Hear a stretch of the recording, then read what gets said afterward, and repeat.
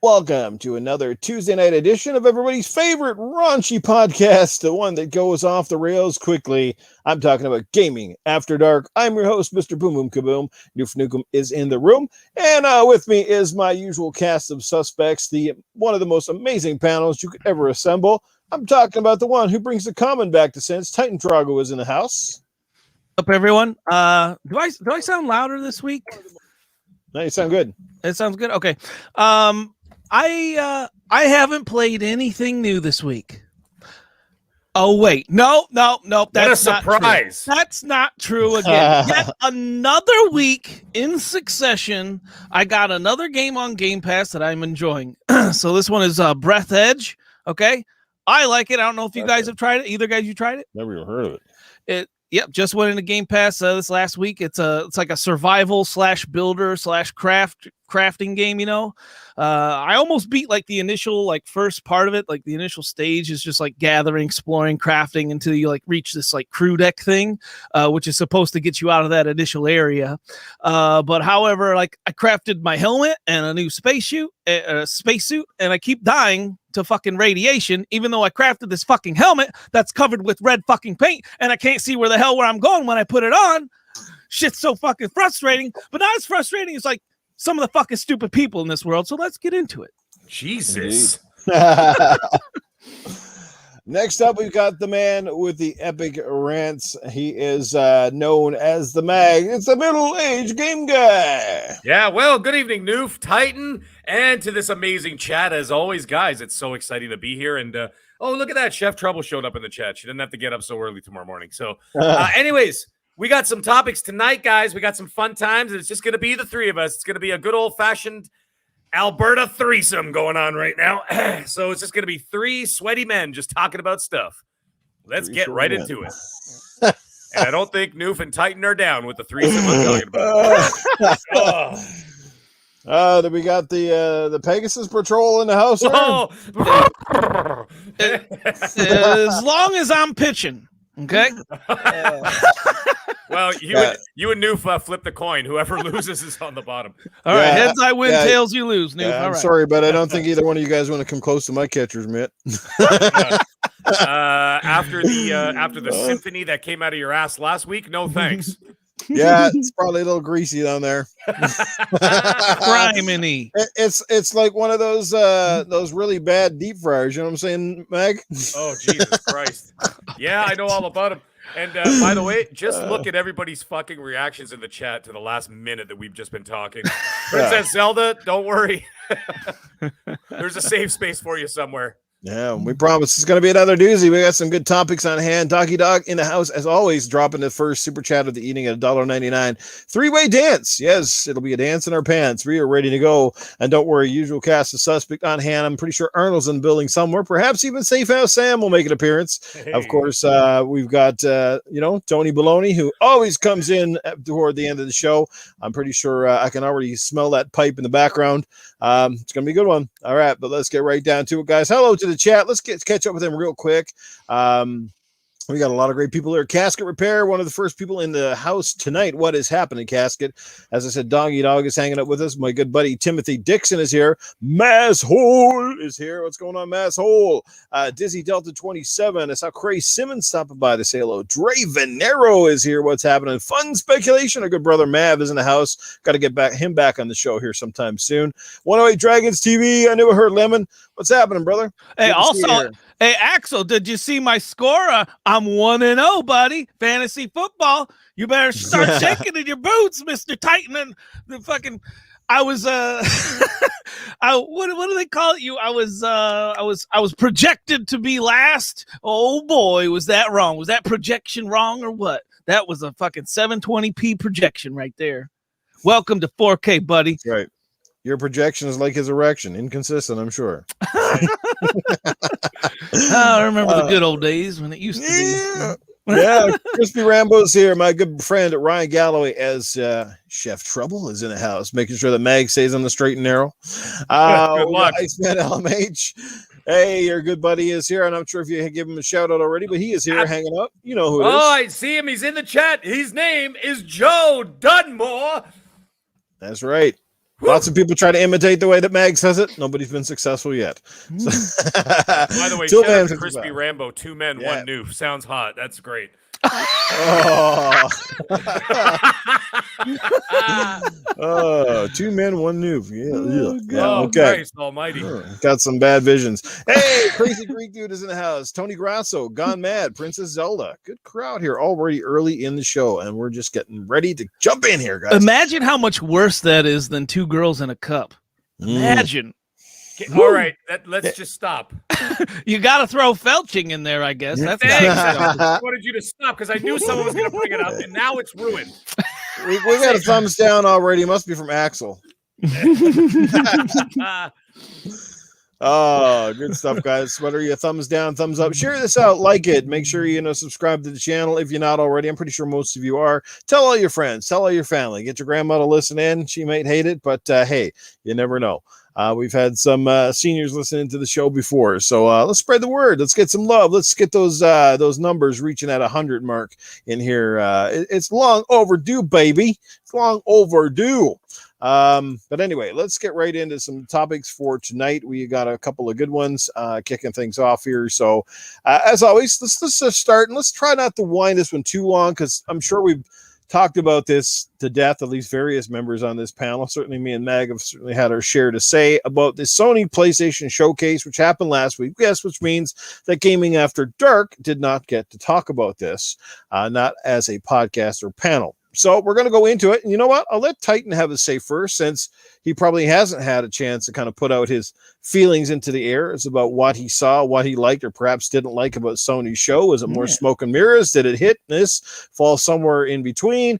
How was it to you, Titan? Anything there stand out to you? Were you surprised with some of the big things that really took it by storm, which was the KOTOR announcement and obviously the Wolverine exclusivity? Yeah, the Wolverine was a real cool surprise. Kind of sucks though, exclusive. But another surprise was how some of the hardcore PlayStation fans were actually honest about the show. I came out after the show aired, and I was my normal Titan Drago self. I called what I saw. Right. I just say what I call it how I see it, basically, and I was getting some pushback from even some people that that I'm usually really calm and cool, things didn't get heated or anything, but it's usually people that I don't know. I guess they just didn't want to hear it. I don't know why. But so I'll kind of reiterate it again, but here were just the things that I saw. Was it a bad show? No. Okay, I'll say a 7.0, just barely above a D. And I know some hardcore PlayStation fans out there gave it a D. And I gotta respect. You gotta respect that. They were being critical, which is actually a good thing. When you're being critical in a positive way, that leads to positive change. When you're toxic and that gets you nowhere. That's nobody wants to hear toxicity, and that's essentially going to get you nowhere. But the thing that kind of stuck out to me was holy freaking third-party games and remasters. It was full of them. I think I could count on one hand how many of those were just on the PlayStation, how many games they showed that were just on the PlayStation. So that being, and I went into the show, like we talked about it the prior week, I went into the show in a comparison attitude, right? Because Xbox has had multiple shows before since the last time PlayStation has had one. So I was expecting them to bring the heat. I'm talking God of War, which they did. And there are some negatives about that God of War too, because the God of War is it didn't impress me. And that was the part that people really didn't want to hear, is because God of War, I'm not saying it looked bad. It looked good. It's going to be a good game. It's going to be a great game. But how many people, and especially you, Noof, and those of you that have beat God of War for PlayStation 4, how many of you guys were like, man, this game looks amazing. My God, what's it going to look like on the PlayStation 5? Right. Tell me you motherfuckers haven't said those exact fucking words, And And I know everyone has fucking said that. And then this comes out on PS5. They look the exact fucking same, man. So that's not a beatdown on how good the game's gonna be. That's just a beatdown on it's not a next gen leap whatsoever. This shit's gonna run on the PlayStation 4. It's gonna get put on the PlayStation 4, as is every fucking game that they showed there, less Wolverine, because that's a ways out. I can see Wolverine being PS5 only, but I believe that's the only freaking game that they showed that is not going to be on the PS4. I don't care what they announce. I don't care what they say. They said Spider-Man 2. I don't care what they PS5 say only. about Spider-Man. That shit's good. They said that shit about the last Spider-Man. That's true. So you can't trust the fucking anything that comes out of their fucking mouth. But it's like the games like Ghostwire Tokyo, yuck. Like Blood Hunt, okay, Blood Hunt looked okay. Deathloop, they got the what, a year exclusivity on that, which that's, and then it's coming to Xbox, but that's just not a game that Dealer was talking about on his show. It's just not a game that, it doesn't look like a game for me, kind of. That's a me problem, but it's getting rave reviews. Like, we'll talk about that later probably, but anyways, that whole show, I noticed like the graphics, and let me know if you guys notice this too. The graphics, just to me, like, we're not up to the PlayStation par, right? Every other show PlayStation has done, they set the bar, right? What do you have anything to say about that, Noof? No, they always set the bar, but that is part of the issue. Like, because they've always set the bar so high, we know that graphics themselves are starting to plateau quite a bit, because now it's a lot harder to find a bad looking game than it is to find a great looking game. Like, you look at most of the games in the last 4 or 5 years, a majority of them are pretty damn good looking. Like, it's all about perception or the way you perceive. Oh, the graphics are way better in this or that and something else. I mean, some games really do stand out. Maybe it's the lighting or the textures. You know, when you go back to something like Rise Son of Rome on the Xbox, which still looks almost as good as anything that's come out in the past 5 or 6 years for sure. God of War 2018 was such a standout, was such a leap ahead. Like that's the thing. Like, if this was God of War now, jaws would have been on the floor. They would have been like, wow. But because you've seen it in 2018 on the PlayStation, it's sort of that luster is kind of gone. Like I said, you've seen that. Obviously, they were using some of the same assets throughout the game, but obviously, if you look closely and go back and watch that, you can see that the scope and scale of this game are definitely much bigger. So I think there's going to be more to God of War Ragnarok than just say, like just graphics alone. Like, I think you're going to get bigger worlds. It's going to be more enemies. There's going to be a lot of things to take advantage of the extra processing power, more than just, because the textures and the quality, the character models and stuff like that in the original game were unbelievable. So how can you raise the bar from that? It's well, I don't know. Like, you tell me, I don't know. I think the best upgrade you're going to see from the last God of War to this one is the different killing animations. And God of War has, since the very first God of War on, what was it, the fucking PlayStation 2, I think. Yeah. Since that game, God of War has always been like this standout game of killing enemies in different ways, unique ways that really stand out and look cool. And I think they're going to take another step with that forward. I think that's going to be the coolest thing about this game, because I don't know if you guys don't see it now, but it's like, all right, yeah, jumping in the boat's the same animation. Okay, not a big deal, right? And using the same assets, that happens all the time. Yeah, that's all true. But it's like, that's just the icing on the cake. Let's dig deeper now. And just look at the overall graphics. They're the same. It's like everything looks the fucking same. That's my problem with this. It's not about, it's just missing the next gen leap, like completely missing the mark. That's my biggest problem with that. Right. Other than that, I was kind of just left with, at the very end, I was kind of left with the thought of, like, PlayStation, you didn't do a show in years, and, like, and this is what you brought to the table, like a handful of new games, and one of those was only a teaser trailer, Wolverine. Wolverine, that's gonna be awesome too, but it's a teaser trailer. That's so far out. Right. Even whatchamacallit just got delayed today. What was it? Got delayed till February. Dying Light 2. Dying Light 2. Dying Light 2. Really? Yes. Yeah, it got delayed till February 4th. Oh, geez, I didn't hear that. That got You know delayed. what? That's kind of a blessing in disguise, though. I mean, Yeah. let's face it. It was coming out a day after Halo Infinite. Like, come on. Oh, yeah. Well, did you Right? see the list of games that's coming out within February? I know. Well, I got a theory about that. Okay. You want to hear it out? Sure, yeah. This is my take, okay? I was always adamant that at some point that Dying Light 2, because Microsoft put in about $50 million of their own money into the development to get them out of development hell, I was always adamant that Dying Light 2 was going to come to Game Pass, right? So here's what I'm thinking they did. You move it away. Let it go. Just hear me out. Hear me out. You take it away from Halo, okay? Because you obviously can't release both of those on Game Pass within a day of each other, right? So you Right. delay it to February, so you give Halo time to breathe. Then they reorganized whatever like decision they were going to make. They said, you know what? Forget putting it on Game Pass in 6 months. Let's put it on Game Pass in February. We'll give you some more cash for it, and then it'll directly compete with Horizon Forbidden West. There you go.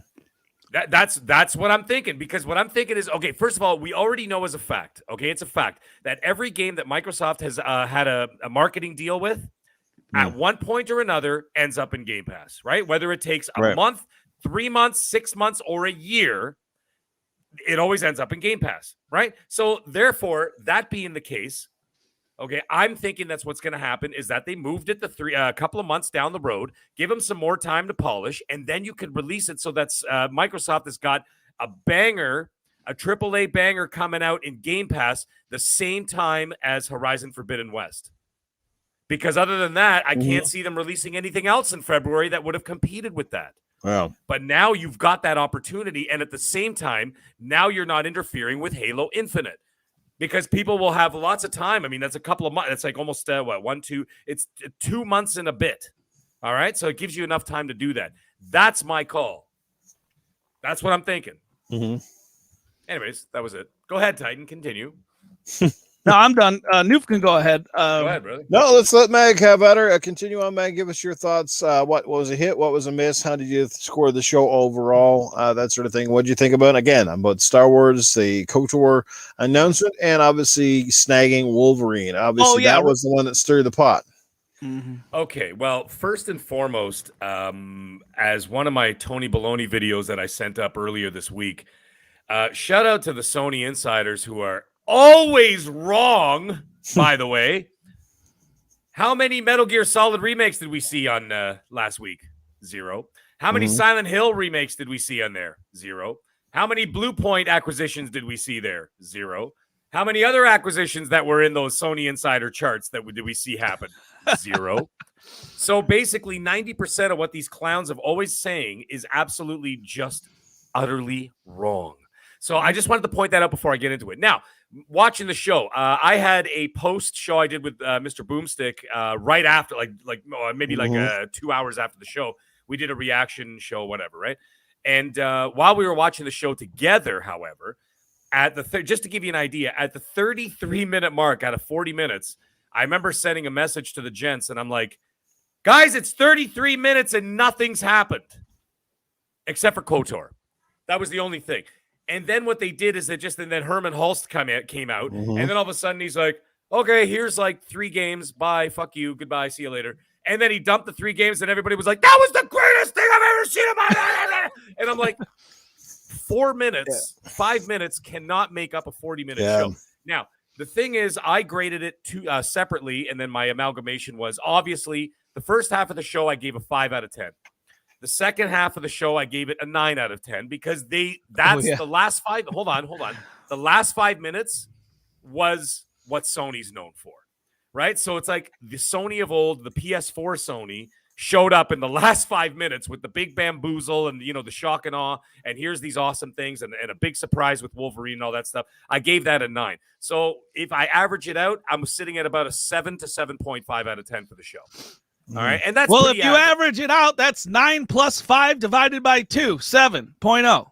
I said 7 to 7.5. It's not. Okay, It's not a fucking range. It is 7.0 is the average. Did you see me in the chat? You know what, Titan? Well, I know. No. Did you see me in the chat when you were on, I think, Boom's show? You were all doing that. You were all fucking up the averages. Dude, listen, I finished school already. Just because you're a teacher now doesn't mean you get to lambaste me. I already said a 7 to 7.5, and I'm sticking with it. Yeah. Anyways, it's around that anyway. So somewhere in between there, okay? But anyways, in all seriousness, KOTOR is great. That's wonderful. And you know what? Got to give it to Sony. Got to give it to Sony for getting their hustle on, okay? Yeah. You cannot shame them or get mad or anything for getting their hustle on because they know that they're about to get curb stomped to fuck if they don't smarten up. And they're not going to take it lying down either because they know Microsoft's coming with the heat, okay? So they know that they got to do something else. So they're like, okay, well, you know what? Our first party, let's face it, are years away from anything other than for Forbidden West and God of War. Okay, but those two. But other than that, I don't see anything else coming out. I think Spider-Man 2 is 2023. Now, I'm talking first party, guys. First party specifically. You know that Naughty Dog released their game 6 months before the PS5 released. You know that they're going to have nothing until the mid to the end of the PlayStation 5 gen. What's it called? The guys, Sucker Punch, who made, Ghost of Tsushima. Yep. Okay, that came out 5 months before the PS5. Do you think a game's coming out in 2022? No, that's going to be another 3-4 years away, maybe even 5 years. Who the hell knows how long it's going to take? I will give Sony this. Sony actually gives their devs a lot of time to come out with a good product. So fine. So now you look at Wolverine, minimum 2025. Right, because they got to finish Spider-Man 2 first. Then they've got another couple of years before they can release Wolverine. They're not going to be releasing them back to back. It's not going to happen. So all these things are years away. So Sony got their hustle on, and they said, "Okay, we got to start locking down some third-party exclusives." They are going to have those remakes at some point, I'm sure, because I mean, you know, where there's smoke, there's fire, right? People have been talking about it forever. So eventually, that stuff will come out. I see those happening. What else was I going to say there? Oh, yeah, the KOTOR thing was huge. So it doesn't affect me. I got a PS5. So guess what? When KOTOR comes out, I'm going to buy it on the PS5. Done. Right. I'm not going to wait 2 friggin' years, okay, for it to come out on Xbox. It's ridiculous. I'm like, by the time it comes out on Xbox, it's already done.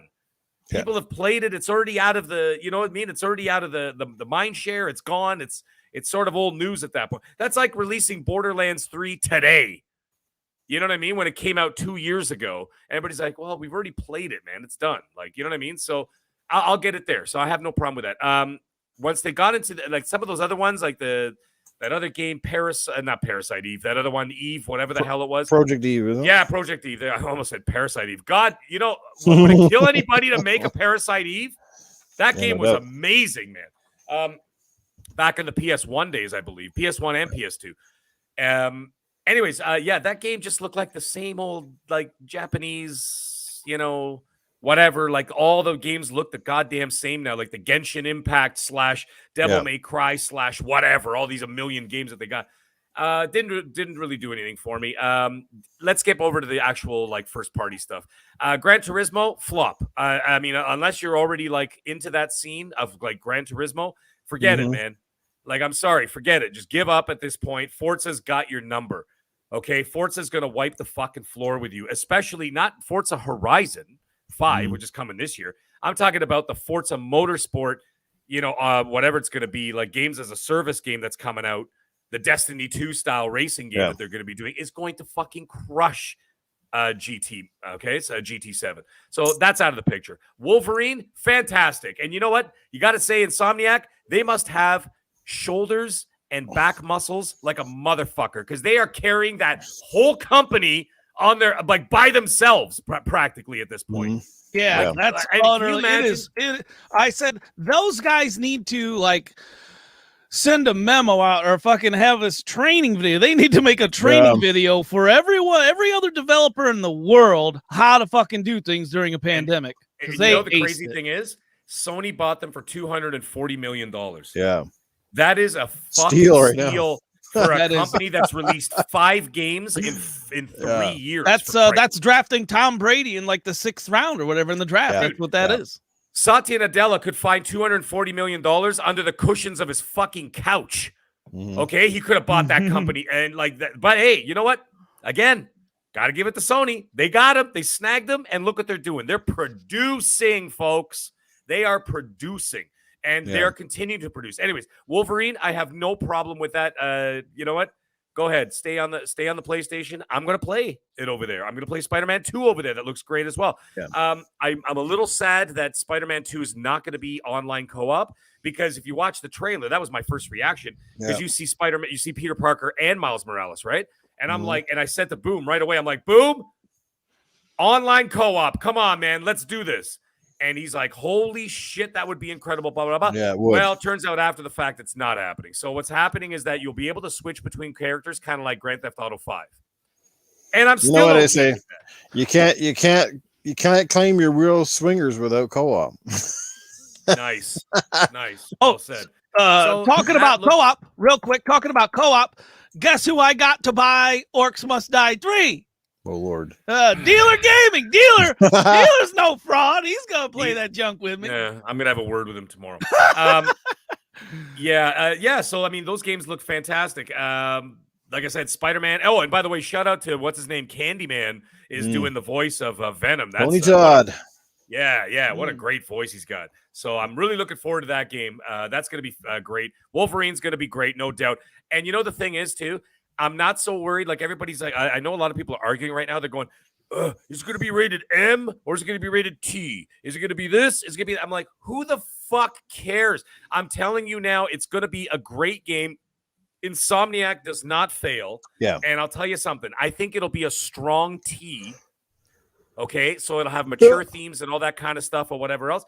But I don't think you're going to be like, you know, Mexican cartel style, you know, cutting off heads and like limbs and shit like that. I don't think it's going to happen.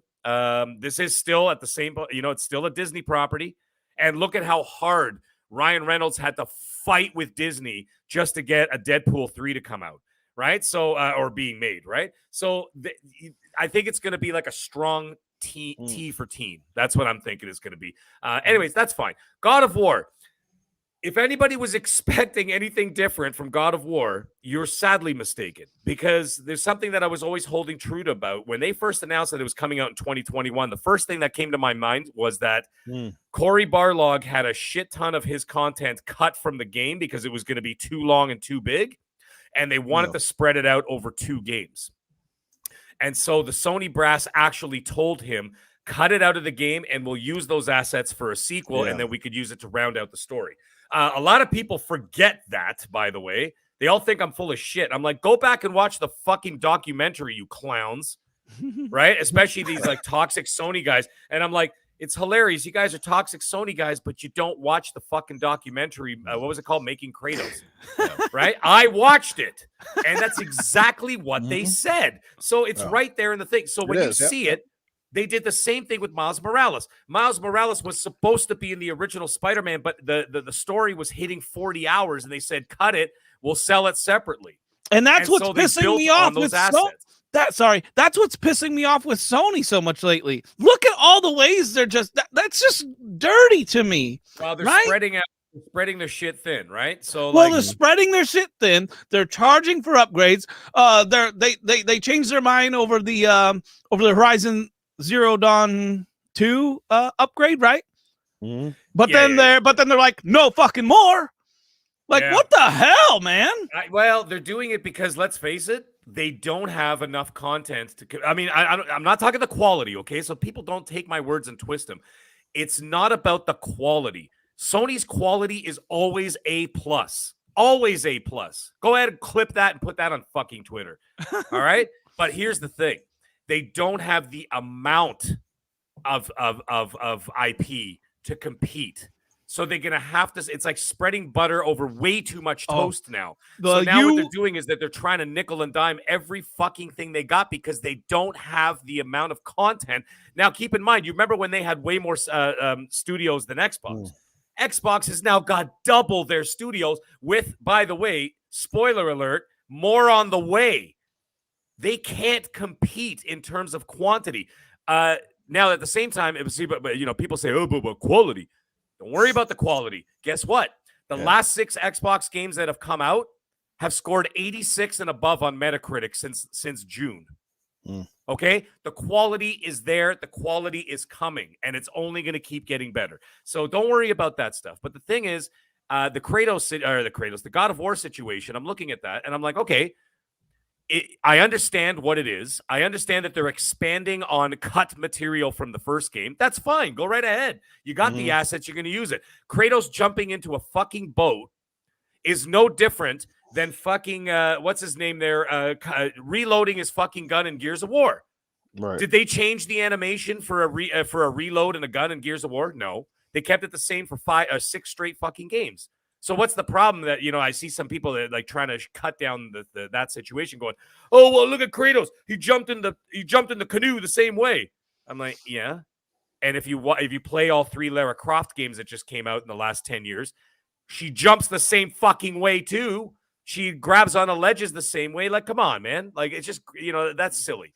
Yeah, we all get on the toilet the same fucking way. Exactly. It's just that, and it's just that. That's just ammunition, basically. It's another bullet. Okay. Yeah, it's just silly. It just adds up, though, right? That's part of the problem. It's a small part, but it's still part of the problem nonetheless, right? The main part is the graphics, right?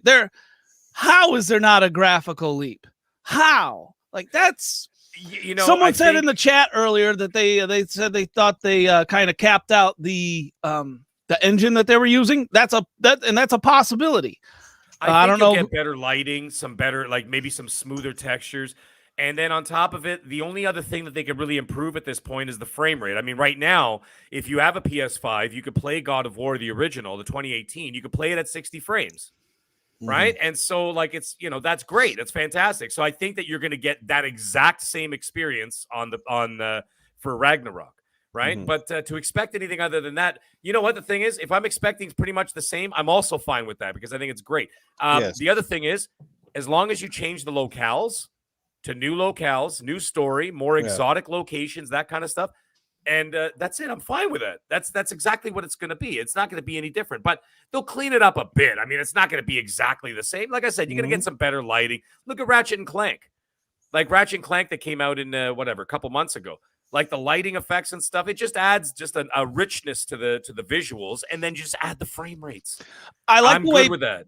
I like the way Pure Flak Monkey said it in the chat. He said it kind of efficiently. Same engine, same assets, God of War 1.5. It's not a true next game. They're pushing it off, and that's what they're pushing. They're pushing it off as a sequel. It's just not. That's the whole problem. It's literally extra crap that Cory Barlog had. They're repackaging it and reset, like you said earlier. They're repackaging and selling it as a complete game. This should be a DLC. This should be a DLC. It was supposed to be a shorter. When they said it was releasing in 2021, from what I've heard is that it was going to be a much shorter experience. It was going to be around 15 hours long. So you're saying they expanded on the expansion? Yes. And now you're looking at a game that they're saying, some people are saying that it's going to be around 20. Now, these people I actually trust. They're actually saying that it's going to be somewhere around the range of about 30 hours plus now. So now you're dealing with like a much bigger game. So they're expanding on it. They delayed, quote unquote, delayed it a year. They fucking knew it wasn't coming out in 2021. They just used that to sell PS5s for the fucking for the launch. That was all bullshit. That's not Sony Santa Monica's fault. That's fucking Sony brass cocksuckers. I hate those motherfuckers. I hope people are like catching on to that too. They are catching on slowly but surely. People are catching on, but they gave them another year to be able to expand the story. Expand it even. You got Alana Pierce, who's actually a writer on the game, right? And so I've been following her very closely, what she's been talking about and stuff like that. It's great. Yeah. So I have no issue with it. I think it's going to be a great game. Obviously, it's going to be a great game. Not obvious, excuse me, but I expect it to be a very good game. Cory Barlog is not directing, and he's not involved in the project. So, it's a completely different director. So that's another thing that people thinking, but I don't know. It's kind of like to me, it's kind of like Lord of the Rings. They kind of did them back to back, right? When they filmed them. So when the first one was awesome, you knew the other ones were going to be awesome because they did them around the same time. Yeah. Right. So how could you fuck up part 2 if part 1 was amazing and you filmed them all together? right? So basically, they're piggybacking off the success of part 1, and that's fine. I'm good with that. So I'm buying all 4 of those games I mentioned day 1, like KOTOR, Spider-Man 2, Wolverine, and God of War. 100%. I'm getting those. I was sold on them. I'm sold on them, and I there's nothing I can do about those. So, anyways, other than that, 7.5. I thought it was decent. The last 5 minutes does not make up for 40 minutes. Your average out to a 7. I'm not going to let you get away with that. Doggy Dog 7.3. Doggy Dog said in the chat, me and Bag are friends on Animal Crossing. That's great and all, Doggy Dog, but hey, the real challenge is getting Nukem as a friend on Animal Crossing, okay? don't have it anymore. Doggy Dog, what is this Nintendo slander that I'm part of? I don't play Animal Crossing. It never happens. It never will. In fact, I'm going to go out and buy a copy tomorrow and smash it with a sledgehammer live on Twitter. Just because you said that. Yeah. I'll like that video. I'll retweet that one. All right. Well, I guess it's my turn. So I'll try to weigh in and keep this as quick as possible. Look, to me, I'm going to score this show a bit higher. First of all, it was a little bit easier for Sony to get fans excited for this one because, look, they've basically been primarily absentee for the last how many years, right? They haven't really shown up and done anything major. This was a big step in the right direction compared to some of the smaller sort of, what do they call them, those PlayStation things that they do, where they just... The state of plays. So this was like a real showcase that, again, it had a few surprises. It had some stuff that you kind of expected, but we got to see more of it. Look, I'll start with the God of War. Everybody wanted to see it, and I don't think, while maybe people weren't blown away, nobody was disappointed, and that's a good thing. Now, I'll totally disagree with you, Titan. A sequel is a sequel, because honestly, I suspect this next God of War game is going to take fans just as long to beat it as they did the first game. So I think it definitely goes outside of DLC, and you can say that the graphics look very familiar, and that's fine. But then again, as I said, God of War's graphics were amazing for 2018, and they still look amazing today on the PlayStation 5. They look okay today. They look good. Okay. I'm not going to harp on it. They look good. It's just not that next gen leap. Go ahead. But until you play it and you see more of it, like I could already tell they've added some of those environments look absolutely stunning. I mean, Kratos looks great. Obviously, the kid's grown up a little bit.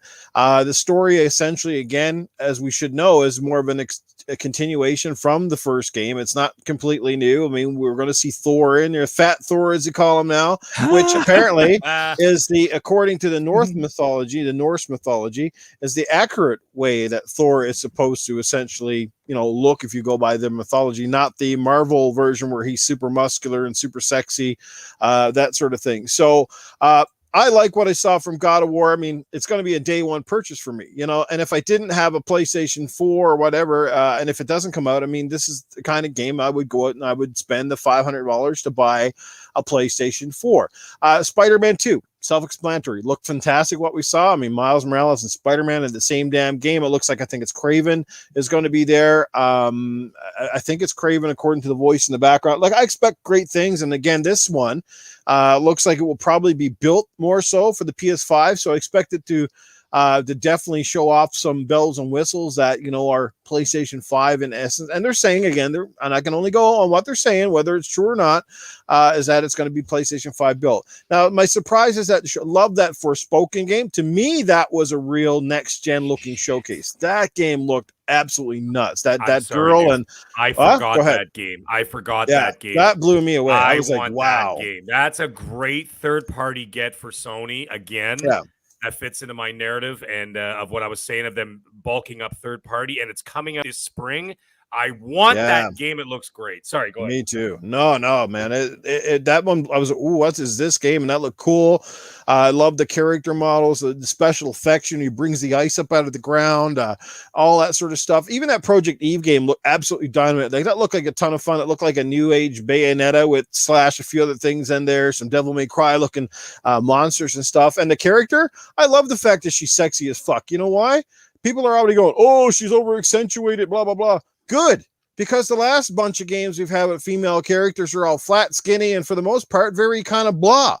I'm glad they're going back to some sexiness here. I mean, why not? I mean, you can, not every woman is flat as the wall. I mean, there's women out there with fucking curves, and just because she's got a sexy outfit doesn't mean like, oh my god, let's slam this game, because there's people out there talking about that shit already. It's like, it's their character model. Who cares? It's a style. The game looks fun to play, and hell, if you're gonna have a hard on while you're doing it, all the better. That's all good. Just, you know, you may find the wrong joystick to play with, but I'm all for Project Eve and that sort of stuff. That game looked really cool to me. You know, I was going to say, you know, because the success of The Last of Us 2, I was starting to fear that all the female characters are going to be Ellie knockoffs. So thank God for that. So yeah, Aloy, I wouldn't turn her down either. She's kind of cute. Hey, did the Alan Wake remaster look like kind of like like nothing happened? Yeah, like I feel like they just like ran it through Xbox's like up-res technology, you know what that does it automatically. Like I'm like, why does this look like the same it did on the 360? Totally. But the Wolverine thing was a big surprise. I mean, we're sort of surprised and not surprised, because I'm kind of okay, and it's Insomniac, right? So that part didn't surprise me. They're going to tie them up, and so the question I have now is, what happens with Insomniac? Are these guys now going to be destined to be the Marvel studio for Sony for the next God knows how many years? Like, are they going to create extra IP? Are they going to expand the studio? Maybe they'll do multiple projects. We don't know.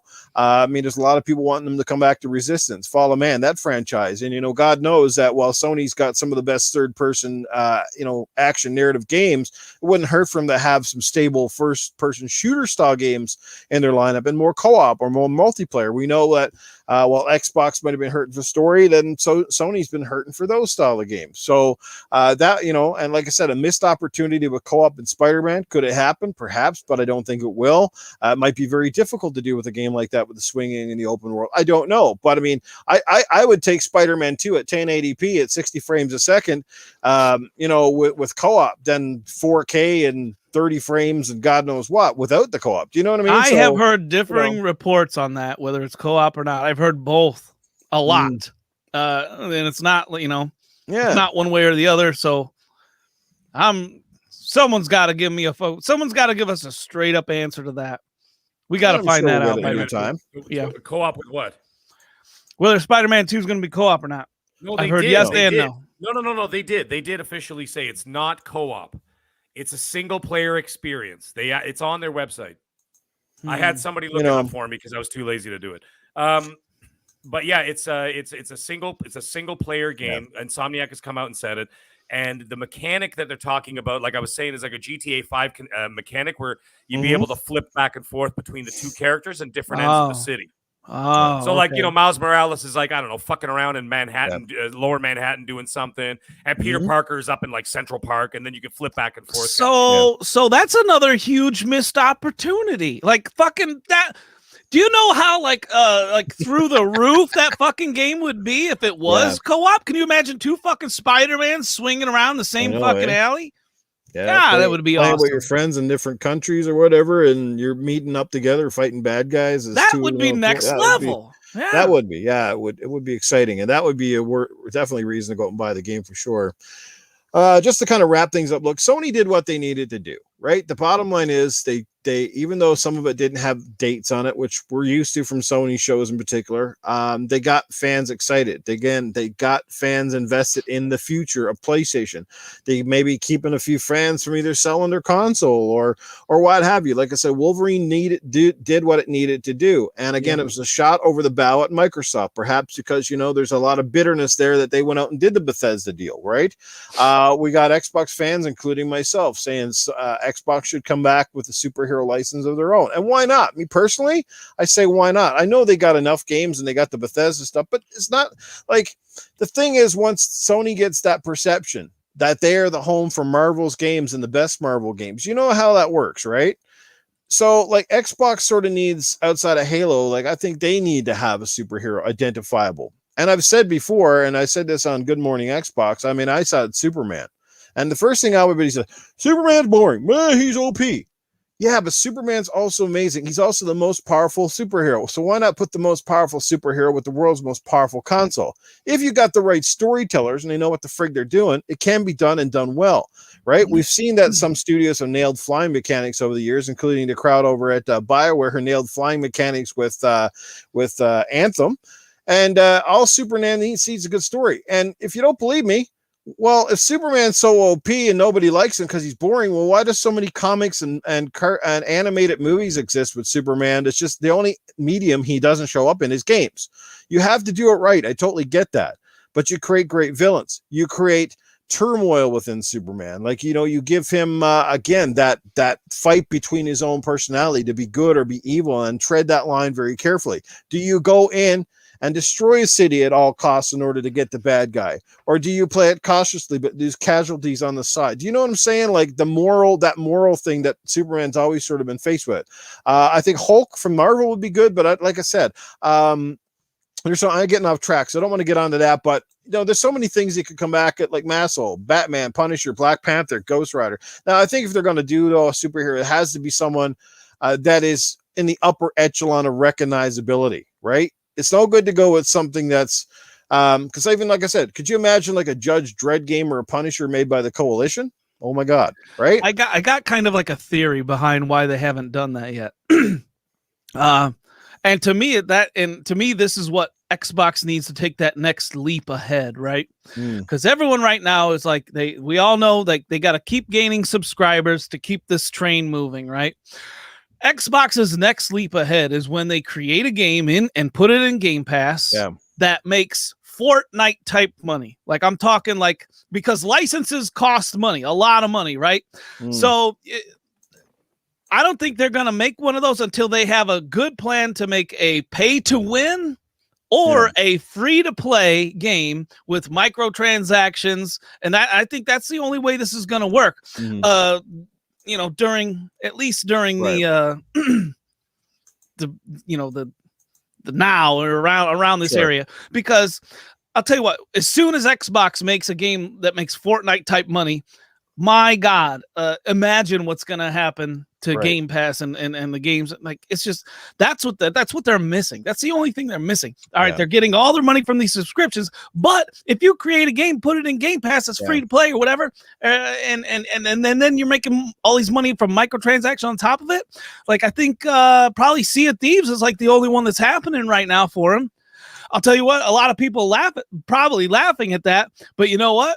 When they added all those fucking pets, my whole family's got a different pet in Sea of Thieves. I got a fucking bird. Someone's got a monkey, a dog. That's money in their pocket, right? Like that. They need more of that, I think. Yeah. But just to finish off what I was saying, like they did what they needed to do. First of all, the pacing, the time was decent. Like it didn't overextend itself. They didn't waste any time talking about bunk. There was very few games that, in my personal opinion, there was very few games shown that I just kind of went, like they, to me, and that's just me. Like, again, everybody has difference of opinion, but like there was a lot of decent looking AAA style looking stuff at this show.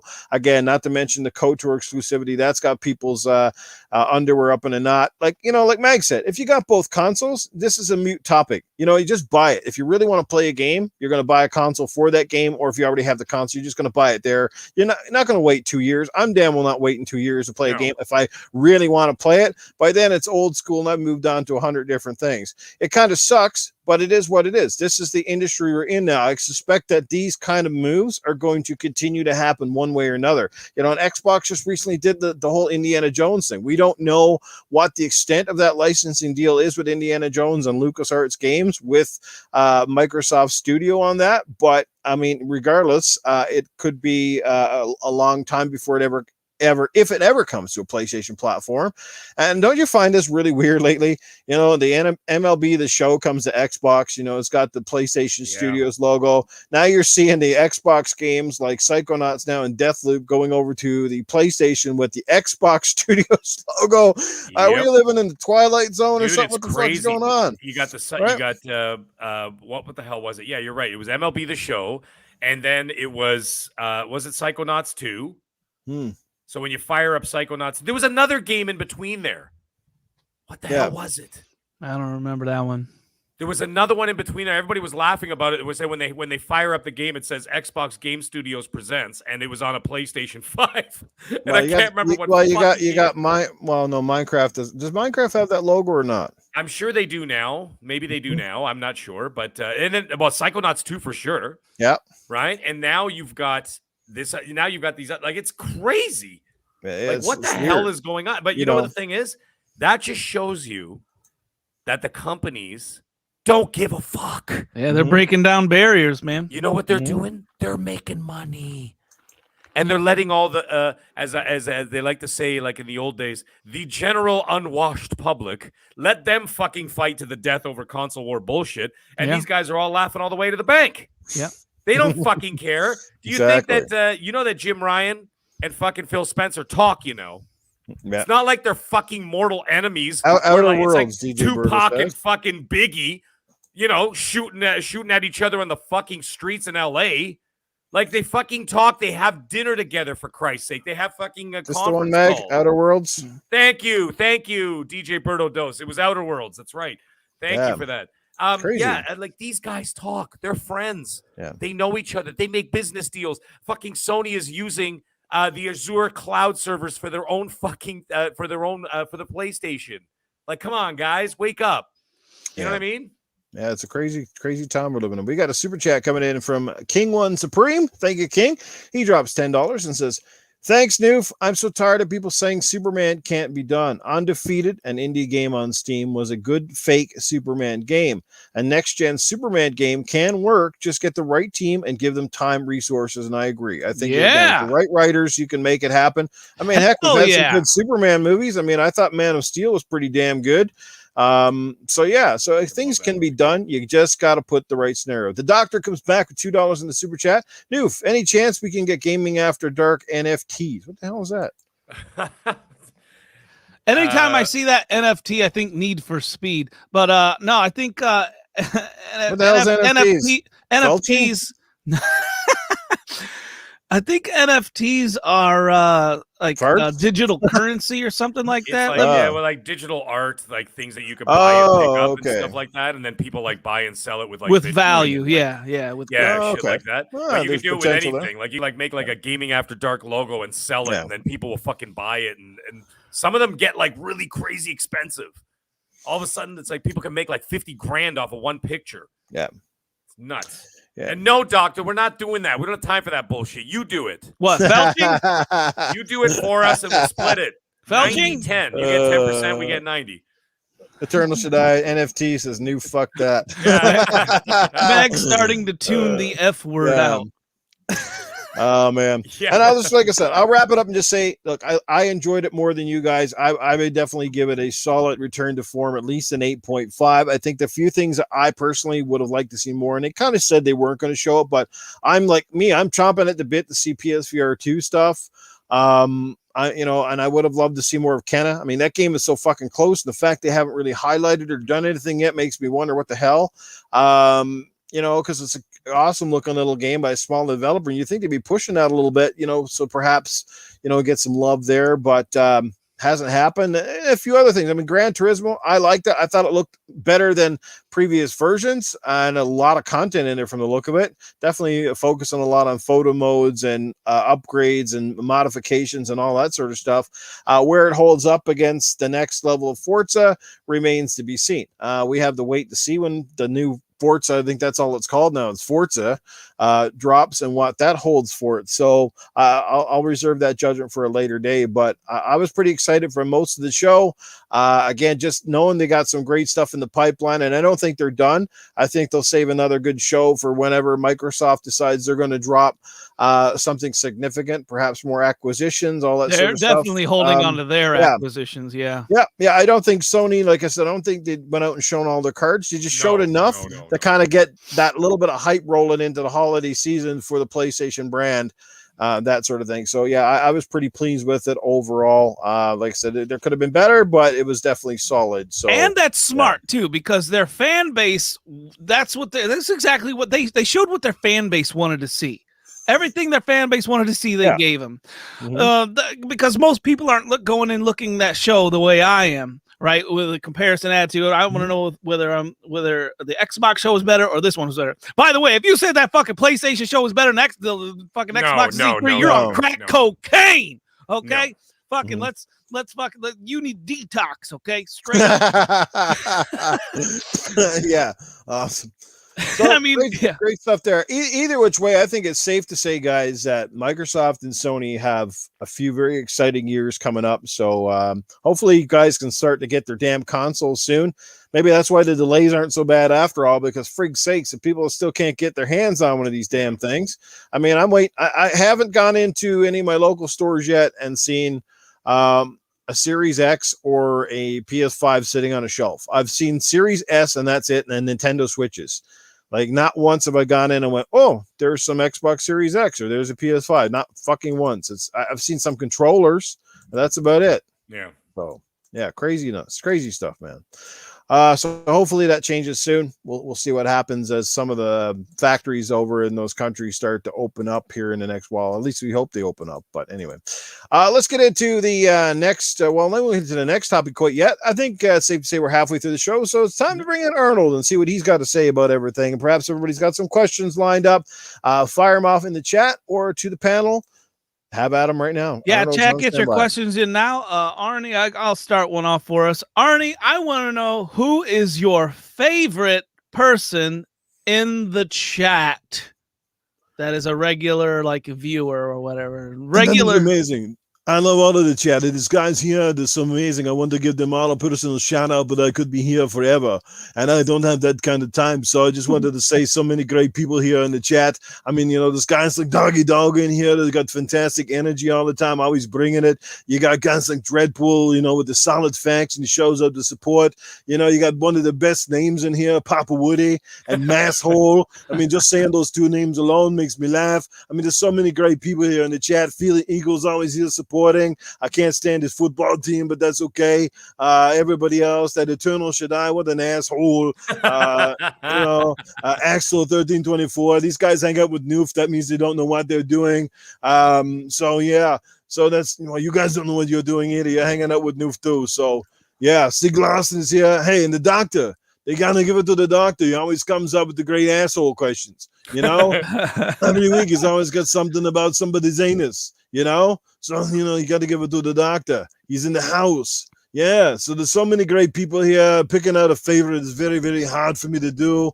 Joe Dunmore, you know, ATL, all these guys, HTK, you know, Mike Mullet, all those guys. Try to say it like Mag does. Joe Dunmore. That was great. So yeah, but there you go, Arnold. Any more questions? I could just see him taking a deep breath on that one. Yeah, me too. It's just like there was like a long pause there. Just like, Joe Dunmore. Come on, let's do it. Let's go to the jobber. oh man, that was great. I don't know what sounds better, a Joe Dunmore scream or a Dana scream from True Lies. That was great. I got a question for you, Arnold. Now that Sony has shown Wolverine, who do you think would win in a fight, you or Logan? You know what? If I was the Terminator, I would beat his fucking ass. That's as simple as that. I'd come out as a Terminator and I'd take those butter knives on his hands and I'd stick it right up his asshole and I'd cut him right open right to his chin. I'd make him eat it. You titanium motherfucker, you're going to go back in the bar, I'm going to smash you with a beer bottle, and then I'm going to make sure that you stay there. And what I'm going to do to kill Logan is I'm going to make sure that he has the worst night of his life with some of the ugliest, stinkiest ladies ever. They're going to maul him. They're going to maul him. I say if you want to beat, I don't think you can beat Logan, but hey, you know what? Have him felch with Tony Baloney over there. Come on.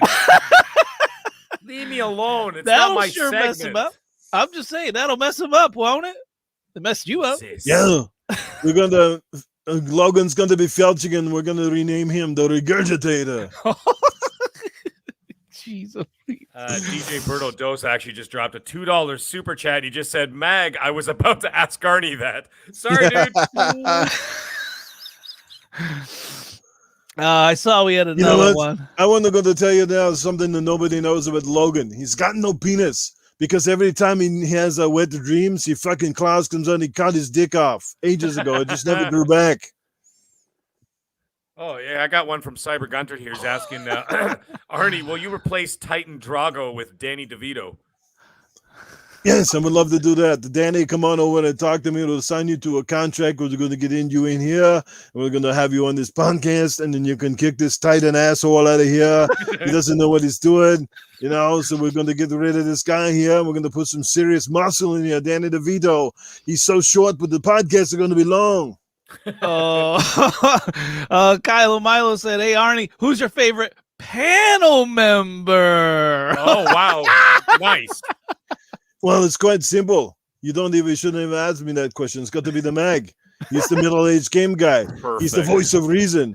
He's the man who makes these amazing videos on his YouTube channel. He does all of these kind of crazy things. The Mag is a superstar in the waiting. You know, he is here. I want to sign him to a contract that will come down to my house. He can keep the maid busy while I'm playing with my donkey. I gotta start making videos. I gotta compete. I gotta put on a red wig. I will get to admit to you, Titan Drago. I really like the one you did in the bathtub water. You need to do more of those. Yeah, I'm waiting for you to start. No. I want you to start selling that product. I want to see these guys out here buying it. I want to see these little Titan Drago little bottles with the little soapy pubic hair water. All right. I got one more from Cerebral Paul It's here. on. He's asking, Arnie, what do you think of Tracy Morgan being your triplet? What the hell happened there? What the fuck? I got the little short fat guy, and all of a sudden I get Tracy Morgan. Do I look like I'm black? What the fuck happened there? Come on. What is going on? Who's writing the scripts? You know? I mean, you know, they could have gotten somebody else. I don't know. They could have gotten God, I don't know anybody. They could have got the guy from the Goonies. It would have been made more sense. You know, what's his name? The guy, hey guys, what they doing? You know, that guy, what's his name? Chunk? No, not Chunk. No, not guy, Chunk. the It was monster Sloth. guy. Sloth. He would have been closer to that. What the hell? When you added on, what are you guys doing? Like I lost. Like it's you guys. Yeah. Okay, that was good. What are you doing?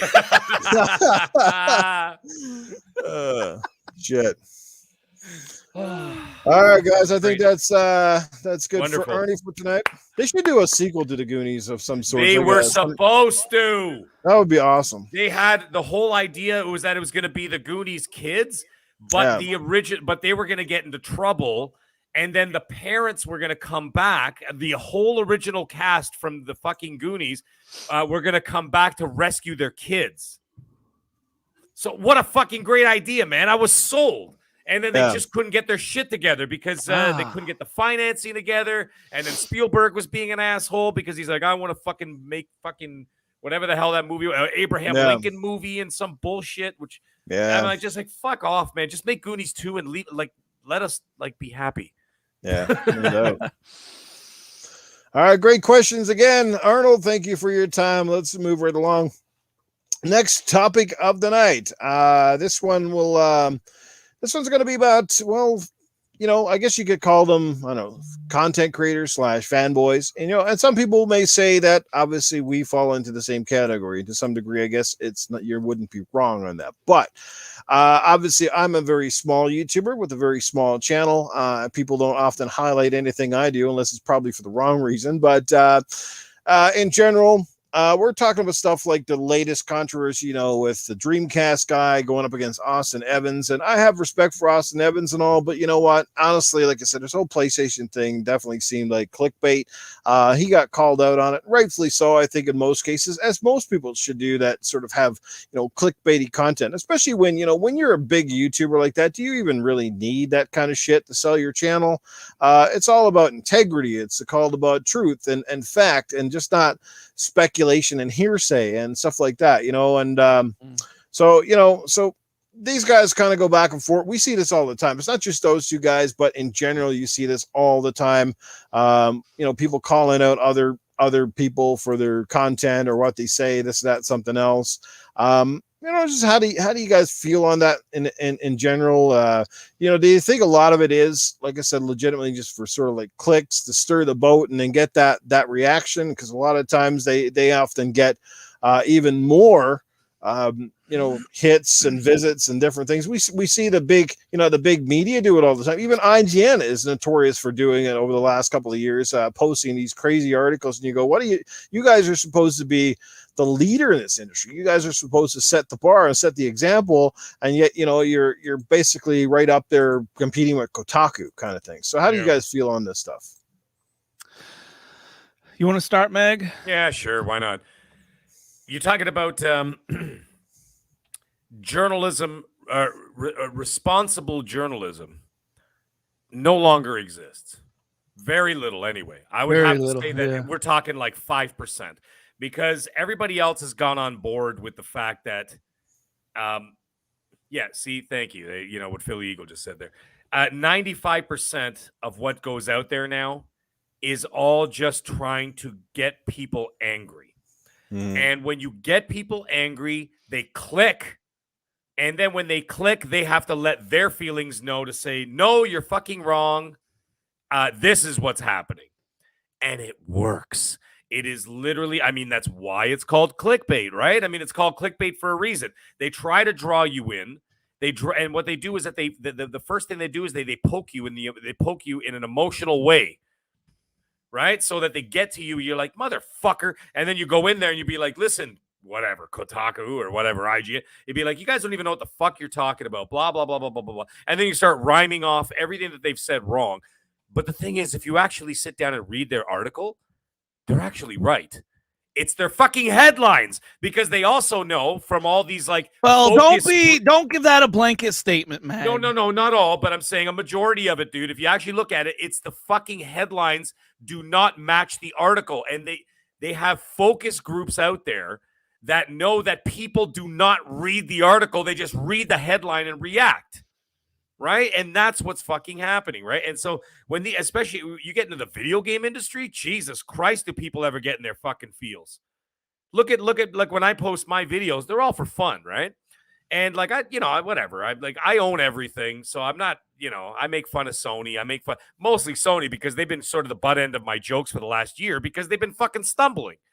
Xbox. I made a video actually last January making fun of Xbox. So it is what it is. But the thing is, I'm being genuine about it. I'm just making a joke. But my God, you get some people in the chat, in the comments, this fucking 50-year-old guy acting like a fucking child. And fucking this, fucking that. And I'm like, dude, relax, man. Just chill the fuck out. I'm just saying. So imagine what would happen if I actually released a clickbaity style article or a YouTube video or anything like that. So imagine I'm getting those kind of hits and I'm trying to be funny. Imagine the guys who are trying to piss them off, right? So now you're getting 10 times the traffic coming to your site, at least for the most part, because there are a couple of people out here. I won't say some of their names, some of the YouTubers out there. We all know who we're talking about. I'm going to name drop when I start. That's fine. Go ahead. Name drop. But the thing is, these guys, they put these articles up and then they release or they put up like 5 or 6 videos in a row, clickbaity as fucking hell, pissing people off. Microsoft is dead. Sony wins. Sony's dead. Microsoft wins. And then all of a sudden, 5 videos later, they release a video calling, how come nobody likes me? Yeah, right. Now know who we're talking about?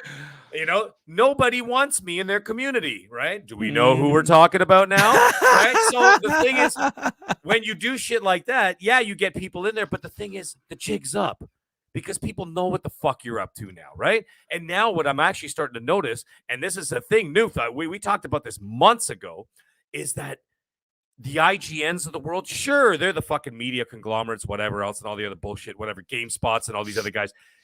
Do you know that their numbers are going down? And their numbers are going down because people are starting to follow and get their news from podcasts, at least somewhat neutral podcasts, and from YouTubers doing actual videos because they're a little bit more down to earth, whatever. There's no real serious money involved, right? When you're dealing with the corporate bullshit that IGN and all those guys, they get all that free stuff from Sony. They get their fucking bomber jackets and everything. They'll get a pair of fucking Xbox slacks, just so they could say a couple of good things. These YouTubers aren't getting stuff like that. These guys are just sitting in their basement saying, hey, man, this is great. This is not great. This is what I'm thinking about this. So when I looked at, like, for example, Deathloop today, I'm not going to go too deep down this rabbit hole, but I'm just going to say this. When I was looking at Deathloop, like I looked at IGN, they gave it a 10. GameSpot gave it a 10. And some of the other ones were like damn near perfect scores. And I'm like, holy shit. So now I've got my finger on the buy button for Deathloop on my PS5. I'm not going to, I'm like sitting here going, I'm not sure if I'm going to wait a year. But then I paused and I said, wait a minute. Let me talk to some of my boys. So I sent out private messages to some guys who put out some videos, some DMs or whatever, to guys who put out videos last night, like streaming the game and stuff like that. It was way too late for me. Like, it was fucking midnight. They started streaming. So by the time they actually started playing the game, it was like almost 1 a.m. So I messaged them in the morning. I'm like, hey, give me one sentence. Give me your opinion, what you think. I asked Mooch as well. I actually sent Mooch a message. And I told him, I said, listen, man, I said, you and I have the same similar taste in games. I trust your opinion above all when it comes to games. I truly do. I mean that. And so I said, when you play Deathloop, I go, hit me up and let me know how it is. I will trust him. Right? Yeah. So, like, he's not a clickbaity guy when it comes to that kind of stuff. Like, he's not writing articles like, no, he gets most of his hate guilty by association kind guilt of hate, by right? association, sure. Yeah. So I mean, but they, you know what, that, whatever. That's their business. So the thing is that's what I see. So I think that the trend is moving away from these guys, and it's moving towards the more down to earth, normal people. It's like the kind of thing where you're like, you can ask fucking Home Depot. I was about to say Canadian Tire. Half the fucking audience wouldn't even know what the fuck we're talking about. Canadian Tire, by the way, is like the Canadian version of Home Depot. Yes, we have Home Depot too. We're not fucking heathens. But anyways, you can go to Home Depot and ask them about a fucking lawnmower, or you could check. But you can ask your neighbor who might have bought one from Home Depot and be like, "Hey, Bill, how's that lawnmower?" He's gonna fucking tell you more of the truth than the guy who's trying to make the sale. Right? Absolutely. You know 100%. What I'm saying? So I trust Bill over fucking Home Depot.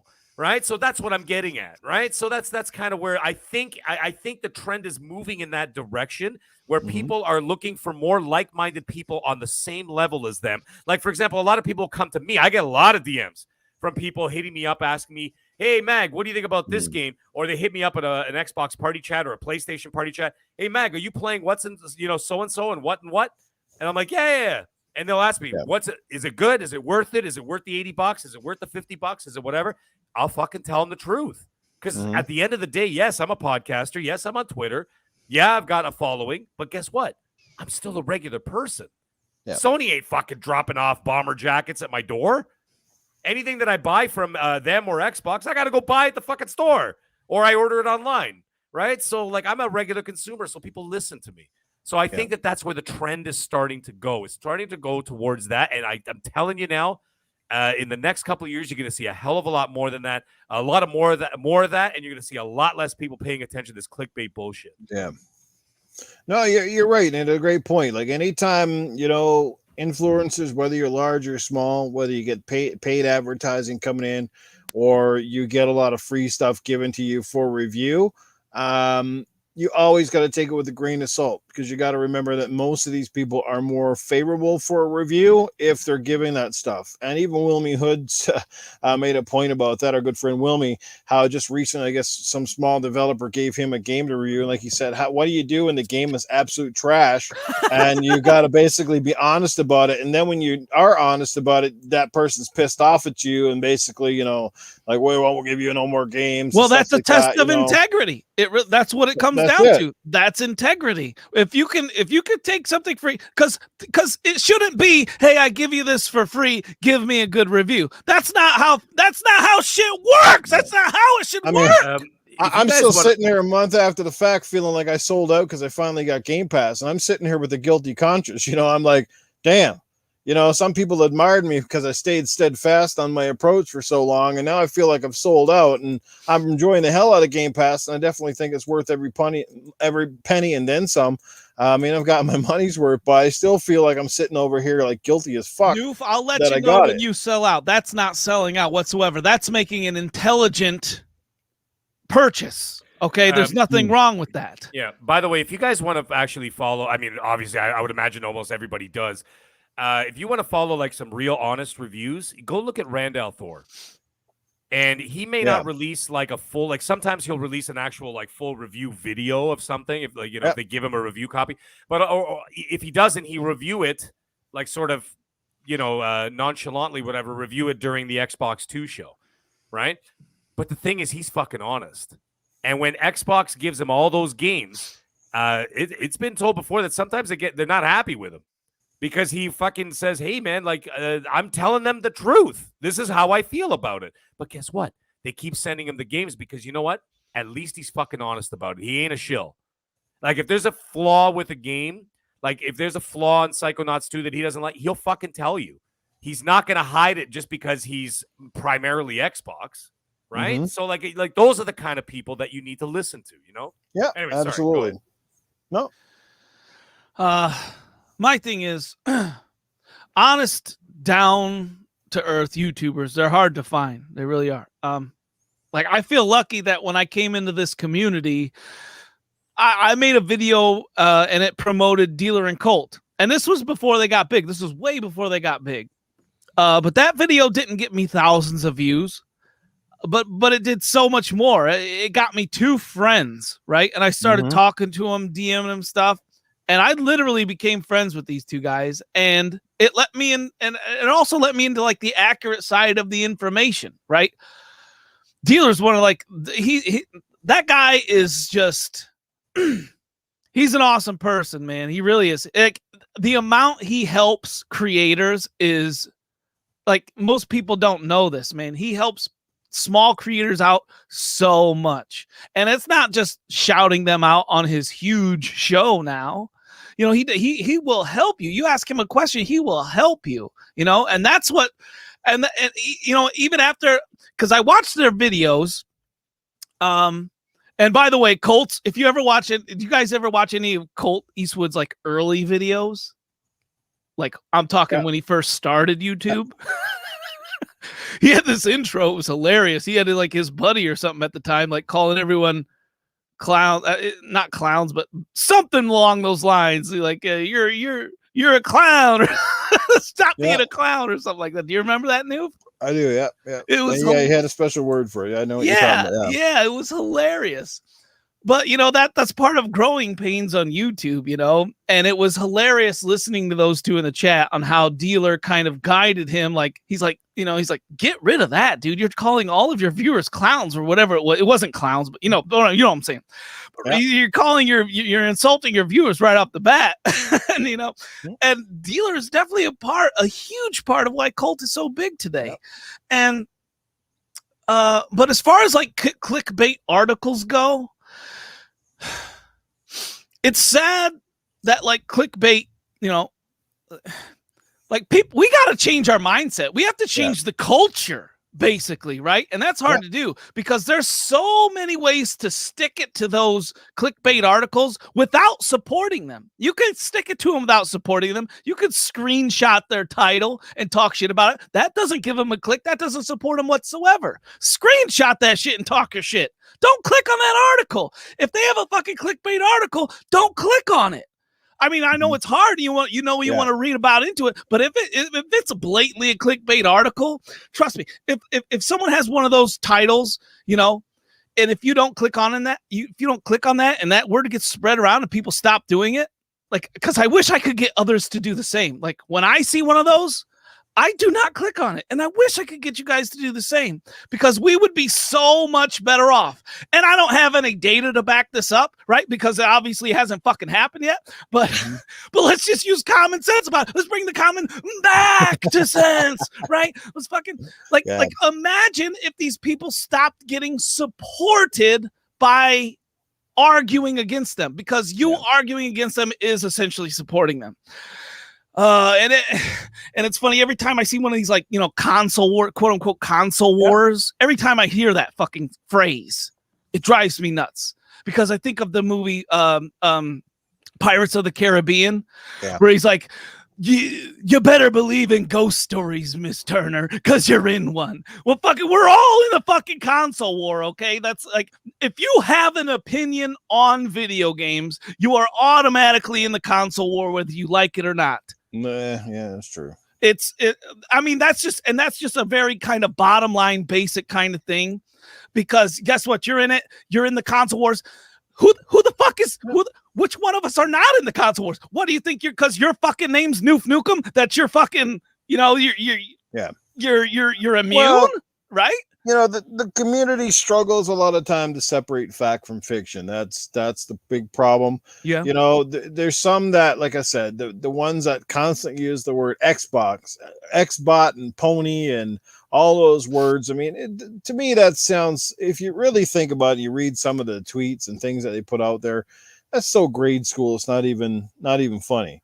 And I'm not going to sit here and act like I've never said that or whatever, because I think we all have at some point. And sometimes you do it as a bit of just making a little bit of the fun, right? Because if there's one thing about the console wars sometimes, and we all got to admit it, part of us are all part of these podcasts for part of it. You kind of have a little bit of fun with it, whether you want to admit it or not. Sometimes it's just kind of fun to see some of the nonsense that goes down. Now, whether you're directly involved or just sitting on the sidelines, you have to admit, sometimes you get a kick out of it.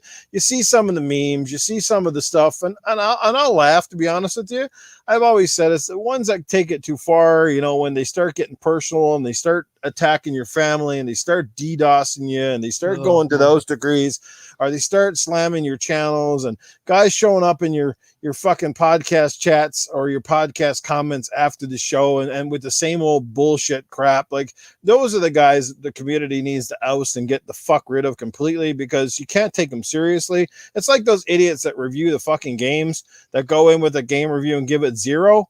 Come on, man. Yeah. Like, that shit got to be tossed out, and you need to be tossed out too, because that's a 0, and all of it's just slamming a game because it's on the wrong console. Like, that sort of shit. I don't care if it's PlayStation, Xbox, and Nintendo. That shit shouldn't even exist. You should not even be allowed to give a fucking 0. It should not even show up. Like, you got to be fair, or at least you need a reviewer for these things to go back through. And if your only argument is, that piece of shit Xbox and blah, blah, blah, and we're the most powerful console, but this game looks like absolute dog shit, so it gets a 0, get rid of that crap. Well, like Cerebral Paul says, he may laugh, but I never like or share most of the memes. Like I said, sometimes it only goes as far as you want it to go. Like I said, stop clicking on the videos, stop biting into their stuff. If there's one thing I've always said about me, and I'm not to be here to gloat or anything like that, because I rarely do that kind of stuff, but I think you can go back for my channel from the beginning. And I think I've rarely, if ever, had clickbait titles. Generally, if I have a title like, did Sony blow it or something like that, it's a question mark, exclamation point. Makes a big difference in how something's presented. Now, if you can't fucking read, you got terrible English comprehension. I can't speak tonight. Then that's a you problem, as Mooch would say. But you know what I'm saying, right? I don't pretend to be somebody I'm not. I'm not going to change my channel overnight to try to get clicks from other people. I like Xbox, plain and simple. Console of choice. I like all the consoles, as a matter of fucking fact. All of them. Do they all have issues? Fuck yeah. Do I call them out? Fuck yeah. Nobody's impervious. And I think this whole panel is pretty much like that for the most part. We will call stuff out. We'll give credit where it's due. We'll call out some of the crap that we think is not cool with fans or the industry. All that sort of stuff, And that's one reason why I respect Mooch too, because he's got a lot more tact than I have. I will call out people maybe a little bit too much. I don't know, but that's just me. That's the type of person I am. I got your lip sync over there. But anyways, like, for me, the worst people to follow, and I'm going to drop 3 names here. The worst people to follow: Crap, Code, and Dreamcast Guy. And there's plenty I didn't name because I've had them blocked forever, right? Right. But I want to share a story with you just of something that just happened recently. Why I feel this way about this Code dude, because and you could tell him what I said. You could sound clip this. I don't care. That fool is a fraud, a troll, and a moron. And guess what? I hate all fucking 3 of those things. Okay. This fool asked Xbox 448 on Crossfire, what he's playing on Game Pass, and then he added like 2 or 3 stipulations to make sure Xbox would have to answer the question the way he wanted him to. That's Bush League shit right there. And I gotta hand it to Xbot because I would have blown the F up at that fool. Code added those stipulations because he knows if he asked a simple question like, hey, what are you playing on Game Pass? He knows Xbot could have gone the next half hour fucking listing games. I personally am averaging over like one new game a week, and I pretty much said it at the intro of every one of these shows. Pretty much, I'm averaging over one new game a week that I love that's on Game Pass, and that's not all the games that are they're throwing in the Game Pass weekly and bi-weekly. You know, like there's a lot of games that I don't like. I'm probably liking 25% of the games that they throw in there. But they're throwing in enough that I'm still averaging over 1 to 2 games every week or 2 weeks. Man, so like, you did, Noof. A lot of it is the way you ask the questions, and a lot of, like I think Mag said, the way you kind of word your titles, like because journalism, like. I swear half these gaming journalists, I swear half of them don't even have a high school degree. I mean, they're that bad. Dude, they're just typing the shit from their phone, standing at a bus stop, and that's journalism now. Just read, you're a teacher, just read. The fucking English comprehension is terrible. The structure is terrible. The spelling is terrible. You can call me, shut up, okay, boomer. Oh, what? Because I know how to fucking spell? I'm a fucking boomer. You know what I am? Guess what I am? I'm a boomer that makes more money than you, stupid ass, because you don't know how to fucking spell. You don't know how to write. You don't know how to read. And being a quote-unquote journalist for Kotaku does not make you a fucking journalist. It makes you a jackass who sits at a bus stop waiting for his fucking McDonald's job while he's typing in fucking articles or clickbaity articles to make somebody else money. I could fucking type That's not shit. journalism. Sorry. I could type shit with my balls on my phone. I could apply for Kotaku and fucking with my ball sack and get a job there, man. You could type with your balls? That fucking article. That's actually pretty good. I don't know if it was. I don't think it was Kotaku, but that fucking article that came out a few years ago when Sony had virtually like no games on their lineup, and they wrote the article, "Sony has no games, but that's genius." That was one of the most egregious ones I've ever seen in my life. I'm like, you got to be fucking kidding me. And that wasn't the only one. They did like a series of that. There was a complete series of X company did ridiculous thing, and that's why it's genius. Fill in the fucking blanks. Yeah. It's fucking ridiculous. There was a whole series. That'd be about the same as saying, my Detroit Lions can't win a fucking football game, but they're fucking amazing. Yeah, but it's genius, and here's why. But it's genius that they're losing. Yeah, exactly. Thank you. Right, but it's genius that they're losing. So what? They can get a draft pick, like there's always, it's holy fuck, man. Seriously. I love that shit. I live for that stuff, eh? I live for that. These fucking articles, Sony has no games for 8 months. But Axel 132 can't win a fucking fantasy game, but it's genius. Here's why. Yeah. Oh, wow. I hope he's still here. Hey, Crispy, get off my lawn. Yeah, I saw that comment. Oh, man. No, Crispy. Great time. Shit. Yes. What's going on? All Day Digital, the Dr. Dreadpool, Crispy Boom. What just happened? Infinite's in the house. What's going on, Infinite? Good to see you here, bro. We got Portal Player hanging out with us. Cyber Gunter's in the house. Papa Woody's still with us. Iceman, Princess Zelda, Philly Eagle. Yes, we got a good crew here again tonight, guys. Timothy Dixon, Doggy Dog. Yeah, man. Masshole. What's happening? Mag's yelling at clouds. Yep. Man yells at clouds. Shit. Hey, man, tell me I'm fucking wrong. Let me see anybody who doesn't know how to spell, doesn't know how to write, go walk into a fucking law firm and be like, yeah I'm here to be partner. Yeah, I'm here to be, an intern. Yeah, and the guy's gonna look at you and go, "Get the fuck out of here." Sorry, here's the real world.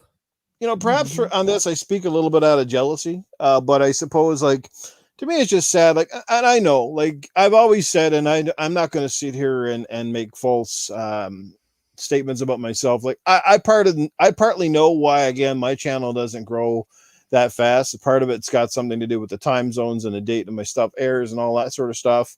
I also know that I don't put the same amount of work and stuff into some of my content as other content creators who really, you know, like they spend day and night prepping this, that, and something else, and good on them. You know, I have nothing but respect and kudos for that, but that takes a lot of time and time sometimes that I just don't have, you know what I mean? So, but it is what it is. I mean, I love my 2 podcasts that I have here.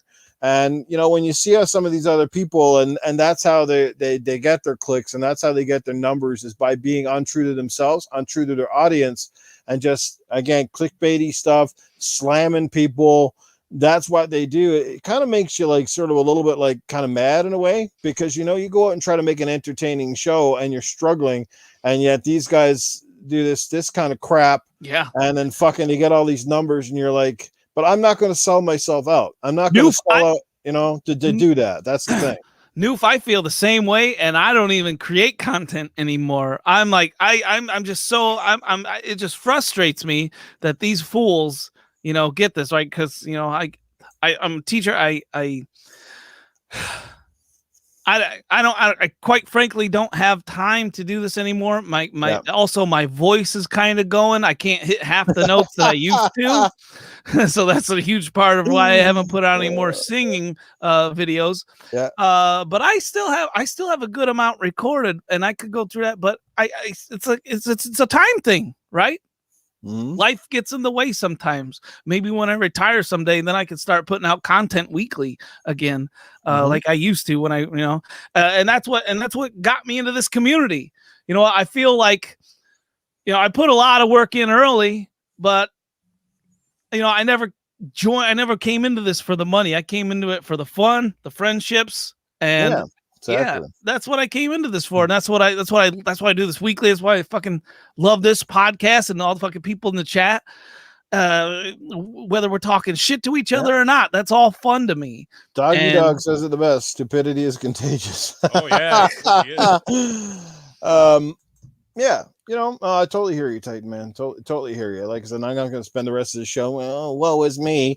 You know, I'm going to stay the course, and it is what it is. Like I said, I never got into this for money or to make a career out of it, but, you know, like if it happens, great. You know, but I just think at the same time, it's, like I said, you know, you still come out, you produce a show, you do this stuff, and, you know, and despite what some people may say, even hosting a show like this and having guests and running things is more complicated than the average person thinks that it is. That sort of thing. So, and anybody who's been a guest on a podcast and doesn't do it regularly can probably attest to that. Yeah, like sometimes even just talking about a subject can be tricky. And God knows, and me and Mag and Titan can tell you, some of the improv comedy shit that we bring to the table, that shit is not fucking easy. And I'm not going to lie. I can tell you off the top of my head tonight, my Arnold's actually sucked this week. I was not happy with the way I did my Arnold this week. But with this week, I loved it. Well, okay, well, to each their own, but I personally thought it was one of my weaker weeks with my Arnold, my answers, so to speak. You know, but Joe Dunmore killed it. Yeah. But absolutely. you know, the one thing I tell some of the podcasts I watch, guys, one thing, and this is my only advice, and I don't care how big or small you are, shorten up some of the goddamn intros, please. Or the outros. Intros and outros shouldn't be a fucking half an hour in, half an hour out. Get people out. Where can we find you? Blah, blah, blah, blah, blah, blah. That's it. Just in, out, get in and out. Once you go over fucking 15 minutes, just think of it. You only got 6, maybe to 10 guests. Shouldn't be any more than 30 fucking seconds per person to get the say their shit and get fucking move on. How about Wilmy? I did Gaming Beyond the Box about a month ago with Wilmy, and there was like 12 people on the panel, right? Yeah. So I'm sitting there going, oh, fuck, here we go with these outros. Wilmy just goes like this. He grabs his mouse and he goes, all right, everybody, good night. Click. That's it. No fucking outros. No nothing. And I was like, after when we went to the behind the scenes after in the green room, I was fucking pissing my pants. I'm like, that's how you do it, Wilmy. You just grab the thing. All right. Good night. Click. Exactly. Fucking. And when he does that, when it goes on too long and he starts running that little clip segment in the middle. Oh, where the music starts coming on, it's kind of like, that's your cue, guys. It does drive me nuts when people are like, oh, you can find me here and this podcast and that podcast, this podcast. It's like, damn. Yeah. You know what I say? Like I say to my Good Morning Xbox crew at the end, I say, you know what, guys, just tell them to follow you on fucking Twitter because all your links are in there anyway. There you go. And some people that don't have Twitter, just follow the YouTube channel. What makes me laugh too is the other ones where it's like, yeah, you could follow me here, you could follow me there. I'm on this show, I'm on that show, and then all of a sudden they start talking again, and I'm like, yo. They said say goodbye, not get into a whole other conversation. And they're like, oh, and speaking of my YouTube channel, so PS5's got this coming out next week, and I'm like, whoa. Pong Souls in the chat says, why do I feel personally attacked right now? Hey, man, it's not personal to anybody in particular, but it is my advice to anybody. Like I said, whether you're big or small, and we know what we're guilty of sometimes. I can't say that I've had some of the shortest intros or outros. I'm guilty from time to time, but I think overall we do need to shorten it up, because when you look at a podcast and you're fucking a half an hour in, you haven't even started your main topic or your topic of discussion. I think you've got an issue right there. You know. So, and I mean, when I watch podcasts on replay, when I watch I usually fast forward 10 minutes. I think that's the average of intros. By the way, this does not apply to Mike Mullet and the guys at NLG, okay? Because no, it does not apply to them because that's their show. I fucking love that it takes an hour and 40 minutes to get to their first topic. I absolutely adore it because you know why? Because that intro talk is the show. Well, it's like Seinfeld. They just fucking go go about nothing. Yeah, but they're not really talking about themselves. They talk about a lot of different things within that intro. Yes, and I love it, and it's part of the show. So, like I said, it's more like a Seinfeld kind of vibe, right? Where it's just kind of happening, and you're just like you're so fucking fascinated. By the way, everybody tune in that show Thursday nights, 9 p.m. Yeah. Anyways, I fucking love those guys. But yeah, I love it, man. I'm fascinated by everything they talk about. And it's got nothing to do with their topics. It's fuking great. And all of a sudden, it's like 10:45, and they're like, all right. I suppose we should talk about our first topic of the night, right? Yeah. I love that. It cracks me up every week, man. I'm like, guys, go till 2 a.m. It's great. And I love the best podcasts to me sometimes are the ones where you have a set topic, but it becomes something platonic. I mean, this happens with us on Good Morning Xbox a lot, where we have a set topic and then it strays off into something else that even becomes a better topic. Yeah. It actually becomes better than what it was because you strayed into something perhaps you weren't thinking about, but it segues, and and I like that because sometimes you get these great conversations and you get some different perspectives you wouldn't have seen. And like I said, well, you guys, like I said, you're very diverse and very different. Same thing with us over there too. Our whole panel is so very diverse and different. Lots of different variety of opinions, and we got people, like I said, that represent minorities. We got people that represent disability. We got people that represent streamers and females. So you kind of get a little bit of everything, which is nice too, because if you're all focused on one thing, you're all sort of come from the same cut. Then sometimes it becomes like I said, easy to become an echo chamber podcast, right? So yeah, there's a lot of great podcasts out there, though. So many, and that's not me saying these podcasts are bad, any of them, because some of the ones I might even be referring to are some I like. I'm just saying you could do with a little bit of tightening up here and there. Heck, even Good Morning Xbox. I've already said this to my crew, who some are in the chat tonight. Our goal when we started that podcast was to kind of keep it to like 90 minutes at best. And I don't fucking think we've had a show under 2 hours and a half in the last couple of months. I don't know if we've ever hit 90. So that means I might have to do something there. So was it Patricia Paul? I pushed for free flow mode. I won't do a structured show or something. I'm not quite sure what he's trying to say there. Oh, I pushed for the free flow mode. I almost won't do a structured show. Right. Free flow. Yes. He great said free flow. Instead of won't do, he said put won't so. Hey, you know what, Cerebral Paul, you could be a journalist now because you misspelled that whole sentence. That's way better than journalism. You know what? Call Kotaku tomorrow morning. You can actually be like their head fucking guy tomorrow. Absolutely. He's overseeing everybody. Yeah. Yeah. Well, like Gomad, see, Beast Mode says, good morning, Astros is great. Gomad says, don't you dare make it 90. I'm assuming that he means he likes the longer show.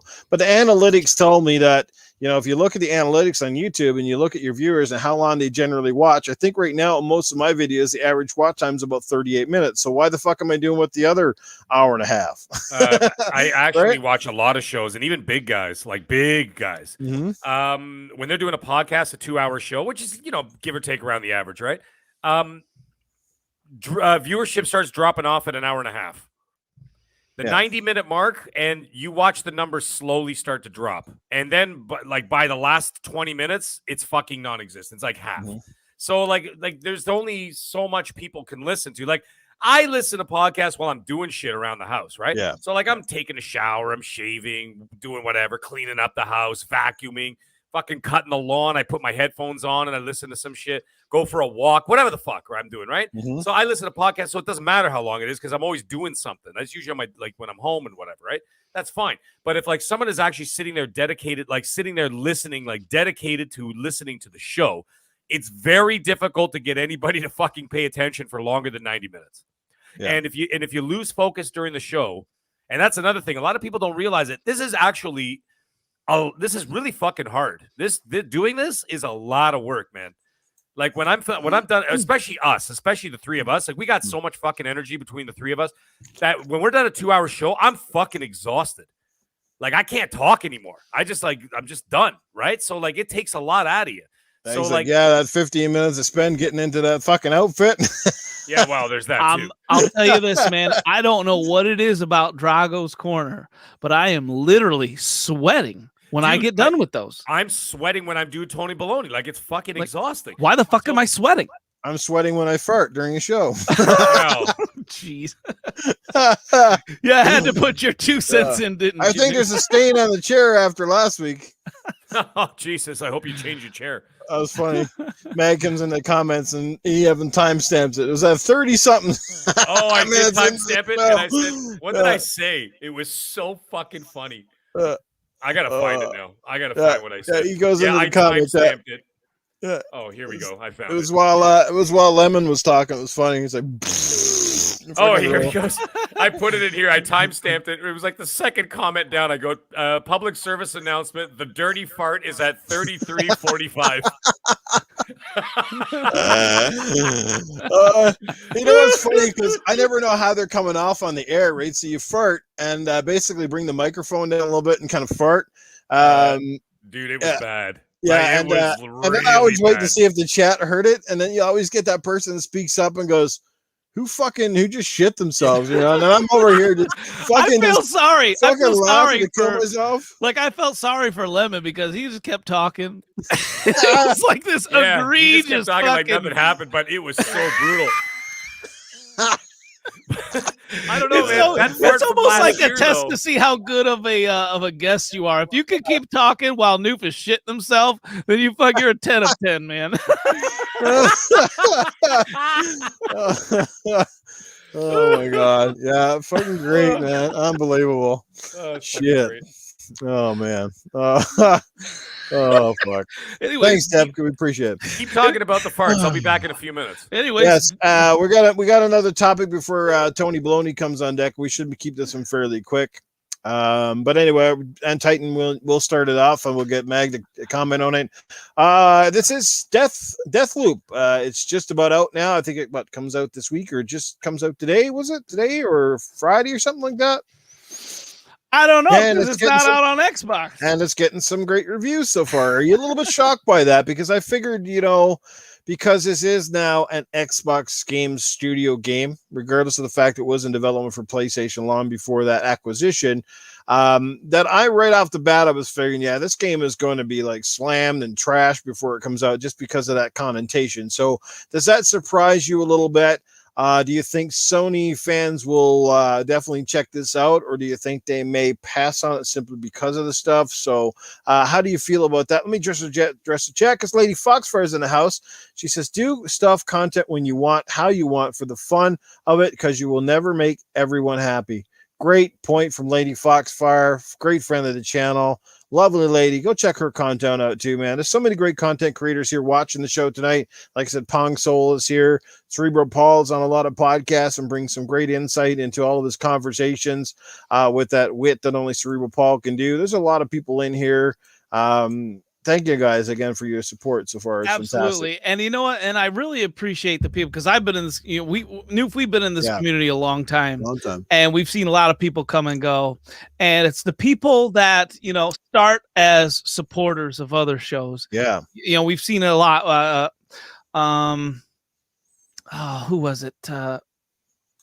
Gosh dang it, I'm having a brain fire. Indie Gamer. Indie Gamer. Yeah. Indie Gamer started out as like just hardcore support. He was at every podcast you went to. He's always a cool dude to talk to. He reminds me a lot of Pong. Pong, you remind me a lot of him. Same thing. Yeah. Yeah. And Indie Gamer's got his show, Pong's got his. And I really appreciate those people that come in and kind of do the support work before you kind of start up your own thing. When it was me, you, and Primal Eve Titan, Mag was in our chat. He was one of our supporters. And look at him now. He's on our fucking podcast. His first guest spot was on this podcast. And then he ended up going over to Boom's podcast and then immediately became a panel member over here. Well, I told you anyone but Mag, but you didn't listen to me, right? No, I'm just kidding. Mag, man, we had a show with Mag. Like I remember texting you. I remember saying he really impressed me with everything that he did, and I'm sure glad we have him on our show. Thanks, guys. Making me tear up over here. That's true, man. But anyway, go back to the Deathloop. Oh yeah, back to Deathloop. We're all sucking each other's dicks right now. I'm like, all right. Speaking of farts, Jago Kukin's in the house. Yeah. What's up, you old farts, eh? All right, Jago Kukin. Are you dressed already, motherfucker? You better dude, it was a quick change tonight. I don't know why. It just happened so fast. You better be wearing clothes when you turn on that fucking camera. Don't worry about it. Anyway, I am not shocked because one reason and one reason only. All right. Deathloop is getting all this great critical acclaim. Because right now, it is only on PlayStation. Okay. RDX tonight, they talked about, whether there was kind of bias in the industry, this and that. And I freaking swear to God, I love Tim Dog. And I agree with most of the things he says. But tonight, he said one thing that I definitely disagree the hell out of. Mm-hmm. And I know a lot of people in the chat tonight disagreed with one thing the hell out of that I said tonight in this show. Mm-hmm. So it happens. But one thing I disagreed with him on was, well, let me say this. The fact is about this game, Xbox gamers are getting this, for our Game Pass subscription. How much are PlayStation players paying for Deathloop? Is it your standard 60, 70? What is it? I think it's a standard cost. 60? 59, $59.99. Yeah, because it's going to PC, and PC ain't paying no fucking $70 US for a game. That's a good point. I wonder if the games that go to PC generally stay around. No, I don't think that's true. I don't think that's true because I think that that's the whole point of the whole $10 upgrade for the next gen. That's the whole. And the thing is, the Sony games that go to PC are usually they've been out for like 2 years anyway, so they're coming in at a discount. Right, so they're not going to charge that 70 or 105 for everybody else for a fucking game, right? So so the same thing with Xbox. The Xbox games that are going on to like Ghostwire Tokyo is going to be 60. Yeah. Right? Because it's going to be going to PC as well before it comes to Xbox, right? So, like I said, guys on Steam ain't going to be paying no $70 for quote unquote next gen upgrades for shit that they already own, even though that for whatever reason the Sony guys get away with that shit. But you know what I mean? Mm-hmm. If you bought a 3090, you paid for a 3090. You should get everything that comes with it. And as well as consoles, right? Yep. You know what I'm saying? Yeah, I bought a PS5. Why can't I get all those features? Anyways, let's not go down that road. I tweeted out NBA 2K22. Shit's $80. That's a $20 upgrade for the next gen version. Yeah, it's crazy. That's it's getting stupid, man. And what do you know? Freaking 2K is the one to do it. You know, they just love to push their fucking, you know, the envelope, you know, as far as they fucking can. And it's because of these fucking PlayStation gamers that are not bitching and they're not raising their voices. They're okay with, oh, I'll pay $70, no problem. I love my fucking AAA exclusives because I got something to talk shit about Xbox about. My God, dude, think about what you're fucking doing to the industry when you say shit like that. And you know, and that shit spreads like wildfire because now all your fucking friends are saying that shit. It's bad. It's bad for us gamers, man. You're making everyone pay more when we don't need to. But anyways, the thing I disagree with Tim Dog was he is sticking to his guns about this. No fucking bias with reviewers, man. And I'm just questioning, like, how much he's saying there's no bias. He is. He say, well, I believe his quote was, it was something, I'm gonna have to paraphrase this. It was something about because of this Deathloop is getting rave reviews, and he said, you know, I think the question was something about other Xbox games, and he says he didn't believe there was bias in the industry about with these reviews. And I'm like, my God, man, how much fucking proof do you need? I can't tell you how many tweets I've spent, how many tweets I've tweeted and retweets that I've made of strict examples of bias in the industry, especially with reviewers, because and that's what we've talked about it how many times over the past years. How I've even brought up a case that people need to fucking get licensed to fucking review games because there's so much of this shit in the industry. Anyways, Noob, take this off. I'm exploding with piss over here. I gotta go pee. Well, we know he's exploding with something. Yeah, no, he's told us. I don't have much to say. Look, I think it's great that the game is getting reviews. Personally, from the videos I've seen of Deathloop, past and present, it doesn't really look entirely like a game that I would like. It's definitely something regardless if I have a PlayStation or not or whatever, I just wait. Like for me, I wouldn't go out and spend the $60 or $70 or $80 or $90, whatever the fuck is going to be up here in Canada on this particular game. To me, I'll wait. When it comes to Game Pass, I'll give it a shot, or I'll see if I get another PS5 and it's in the bargain bin. But to me, it's just not a game that just floats my boat, so to speak. So I'll just have to see how that goes. But I am glad it's getting great reviews. Like I said, you're always leery because anytime these games have an Xbox Game Studios or that connotation, you kind of feel sorry for it because you feel that the game is going to get unfairly judged or slammed. So a little bit interesting, like I said, that it is getting those decent scores, which is good. We hope the game is successful regardless, and for Xbox guys, we'll just have to wait a little bit longer to get it, but I'm glad it's getting the good reviews, and it looks intriguing, but not necessarily something, like I said, I would personally pay. But I'm looking forward to seeing some of my favorite content creators or YouTubers and streamers perhaps play the game, so I'll get an idea a bit more about it. So you should buy it ASAP is what should happen. So, well, I'll have to look more into it, man. So what about the guy that couldn't play Cuphead? Iceman says. So, but anyway, Mag, before I bring in Tony Baloney, any quick thoughts about Deathloop and the scores? You know what?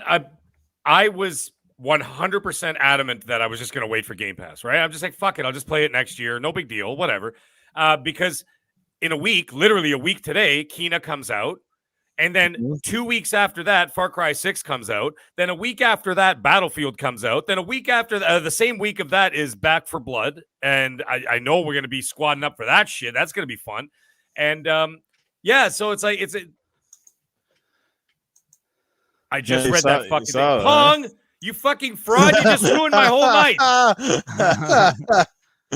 Don't make me buy Call of Duty. I need something for the fall. I always got to play a first-person shooter. Oh, by the way, speaking of first-person shooters, it was reported today that next year's Call of Duty is actually going to be a Modern Warfare sequel, and it will be dealing with the drug wars in South America. And I'm like, sign me the fuck up. That's more like it. That's more like it. Don't give me this Vanguard horse shit. Anyway, back to Deathloop.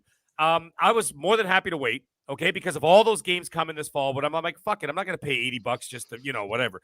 And then I saw the scores. Pong, And then, sorry, cut you out. yeah. Pong posted something from Dealer.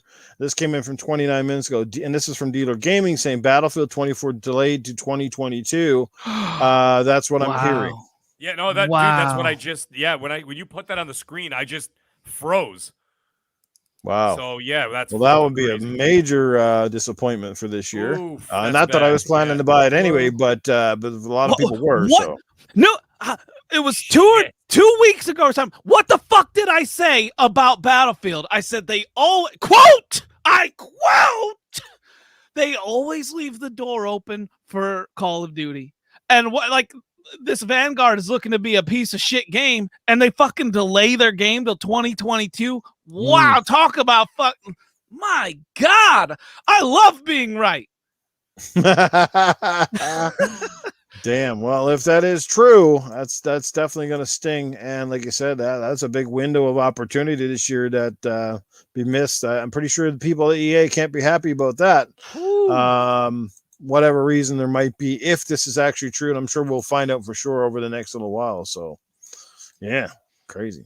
Anyways, Max, already cut you off. Go ahead. You were finishing your thoughts on Deathloop. No, I was just gonna say I saw those scores, and then I was like, "The fuck." Like tens, and then I looked at another site, 10. Then I looked at another site, 5 out of 5. Then I'm like, what the fuck is going on? So then I looked at Metacritic, 90. And I'm like, holy shit. I'm like, that's fucking serious. I mean, like a game that So I started reading the reviews. I started watching YouTube videos. I hit up a bunch of guys in the DMs, like some big time influencers that we all know. I hit them because a lot of them already finished the game, right? So I hit up those guys. I'm like, hey, what's going on? Give me your thoughts. Give me the whatevers.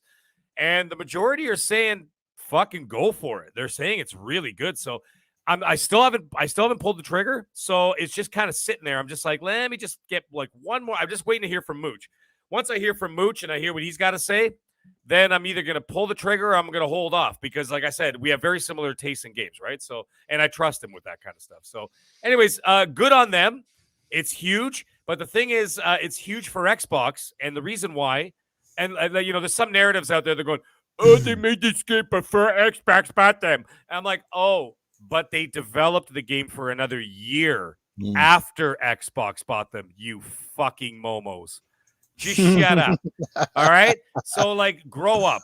The only thing that's going to happen here is that this is good news for Xbox for the future. Because just like Outer Worlds 2, which is going to be exclusive to Xbox, this game hits the way that with these reviews and stuff, Deathloop 2 is going to only hit Xbox. And that's also good news for that game. What is it? Redfall that's coming out next year. It's Arcane as well. Right? That means the pedigree's there. These are all good signs for the Xbox game studios for the future, that quality is coming. So I'm really excited about all that. But anyways, like I said, I'm still on the fence. I'm just waiting for one more person to say something. Other than that, yeah, good on them, man. Congratulations. And for the Sony guys who got it now and PC guys, if you're enjoying the game, hit me up and let me know. I'd be really interested to hear. Spooky Sprocket. Hell yeah. Orcs must die, dude. First of all, and then second of all, I gotta get your two opinions as well as the chat opinion. So I'm gonna put this question in the chat right now.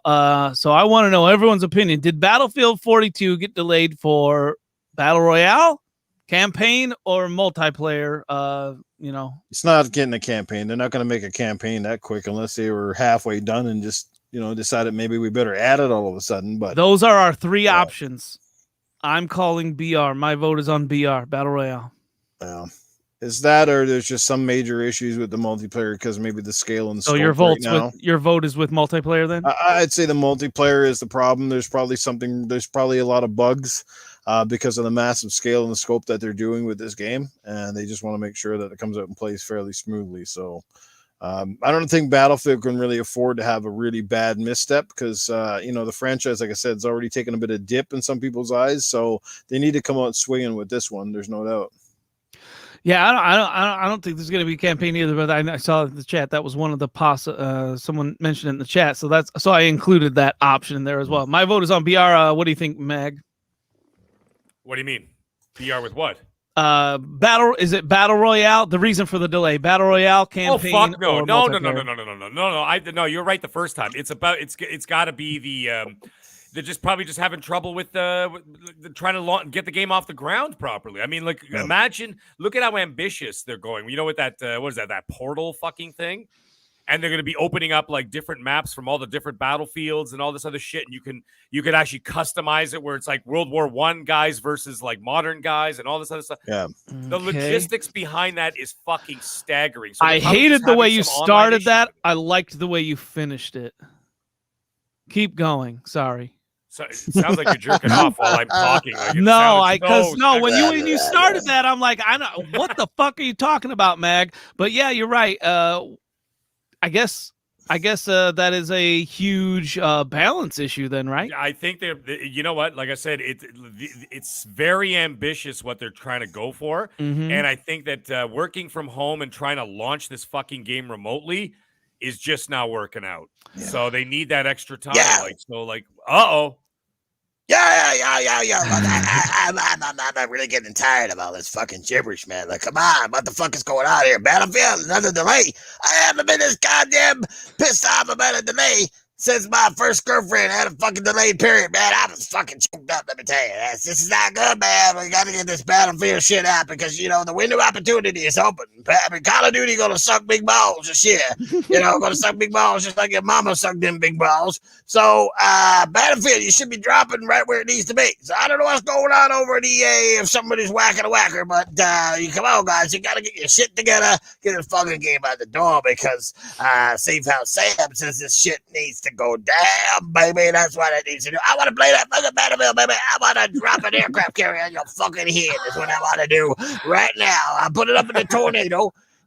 Just like one of Noof Nookle's feuds, man. Just cycle it around. Yeah, that shit stinks and it come back down. That's what we go, yeah, baby. So let's get it going. Battlefield, you better drop this year. Or don't fucking drop it at all, because I'll be moving on to something else. It'll be called fucking The Grass on Your Mama's Field. That's what I'll be playing with next year, baby. Go. Grass on your mama's field. Toolman 55 chose secret option D and just said Halo. Are they afraid of Halo? Yeah. I mean, no. Hey, man. They're coming out like 7 weeks apart. Holy shit. This just like revitalized my hill that I almost died on.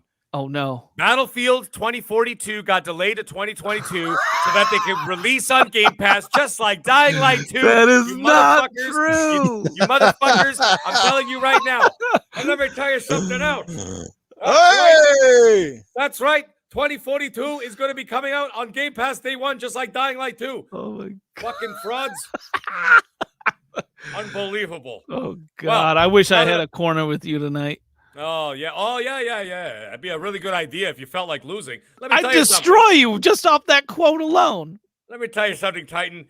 The Sony show from last week, I gave it a 7.31426 out of 10. What do you think about that, asshole? I think you need to go back to math. Go back to school, motherfucker. Let me tell you something. You know, at the beginning of the show, I just wanted to talk about it. At the beginning of the show, you know, Titan was asking everybody, he goes, can you guys hear me? Am I too loud? And I'm like, dude, just your voice alone, the entire world hears your voice, and they're already like, it's too fucking loud. Nobody wants to hear your voice. Actually, you know what's really exciting about that? Earlier in the show, actually later in the show, you were talking about, you say, you know, you're getting older, you're losing your voice. I'm sitting here like, perfect. 7.12 fucking 5. What are we talking about? Gigawatts or your fucking how many diseases you got, man? Let me tell you something. Let's see you mime your way through a gaming after dark, eh? You can put on a ridiculous like black and white striped fucking shirt, put some stupid white paint on your face, and they go, hey, Titan, what do you think about the next Battlefield? I'm just gonna fucking Morse code in the chat all night. How about that? Sounds fantastic. Oh, and what else are we gonna do? Oh, yeah. And by the way, speaking of Titan, how about this ridiculous bullshit? You know, we get done. He's like, you know, I didn't play anything new this week. What a fucking surprise. And then as we start talking about it, Okay. We start talking about it, and then Titan's always like, he always has to bring up some like whatever fucking stupid game that nobody on earth has ever played. Everybody's out there playing these great fucking games, game of the year contenders, and here's Titan Drago. Well, this week, I put 16 hours into Caterpillar Simulator. Where you have to like build like a little bee, and you live inside, and then you have to build like with little twigs. And 16 hours of that. Hey, Grounded is an awesome game, man. Tony, he was adding segments to the Human Centipede. Yeah. That'd be a hell of a lot more enticing than when the hell Titan Drago's talking about. Fucking guys got me stumbling on my words. I should join Kotaku or something. Anyways, Doggy Dog, I got a bold to pick with you, scumbag. Let me tell you something. You're bringing up this Animal Crossing, saying I'm a Nintendo player. Let me tell you something. The only Animal Crossing I'm involved in are the 4 out of 10 broads that walk out of my room after a drunken bender. That's all you're going to see at Tony Baloney. Unbelievable. Noof, I'm glad your ass took a week off. Thank you very much for saving us. Yeah, and actually, you know what? Speaking of which, I actually heard that Arcane is working on a new game. It's going to be a sequel to the one that just came out. It's all about Noof's ass. It's called Deathloop. Yeah. 4 out of 10. That's 40 to 45%, according to Tony Baloney math, by the way. What? Unbelievable. Hey, and let me tell you something. Masshole, you're not off the hook either, okay? I heard you in the chat. I saw you on Twitter. You're saying, the Mag's got the FOMO. He's got the FOMO. Anybody doesn't know what that means. It's the fear of missing out, if anybody doesn't know what that means. Because we're talking about Deathloop. The FOMO. Let me tell you something, masshole. The only FOMO I have is fuck only moms on time. That's the only FOMO that Tony Baloney does. All right? So you can cut it out with that bullshit right now. Anyways, does anybody have any questions for Tony Baloney this evening? I saw a bunch of super chats came in. Anything for me? Yeah, I don't know. Let's find out here. Dragons TV, Mr. Lemon, he drops $2 in super chat. Says, if you don't like this podcast, you're a weirdo. Facts. Maybe you can comment on that, Tony. Let me tell you something. You are a weirdo, but at the same time, this podcast is being run by 3 extremely weirdo guys right now, okay? 3 weirdos right here. We have multiple personalities. I think all of us need to be locked up in a mental institution. Maybe we can broadcast straight from there. We can have adjoining padded cells or something. I don't know. It'd be a fantastic idea. But anyways, yes, he's absolutely right. Anybody who's not tuning into this show, you are missing out. Okay? Because no one's putting in this kind of energy. No one's putting in this kind of creativity. No one's doing it. All they're doing is the same old shit. So what did you think about the Hood show? Well, it was okay. All right, we've reached the 7-hour mark. So we're going to start the 4.5-hour outros. Can you tell us what shows you're on, where to follow you on YouTube? And then please go into your psyche about your damaged childhood memories. Please do that while you're... Yeah, shut the fuck up. How about that? Just say goodbye like Wilby Hood does. Yeah. Wilby Hood clicks the button and it's goodbye. Yes. We do have one. It comes in from, hey, one of your favorites, the Doctor, dropping $5 in the chat. He says, Tony Baloney, I was playing some Ouija board with the mag this weekend. Do you believe in ghosts? Do you think we could summon a ghost to blow wind in my butthole?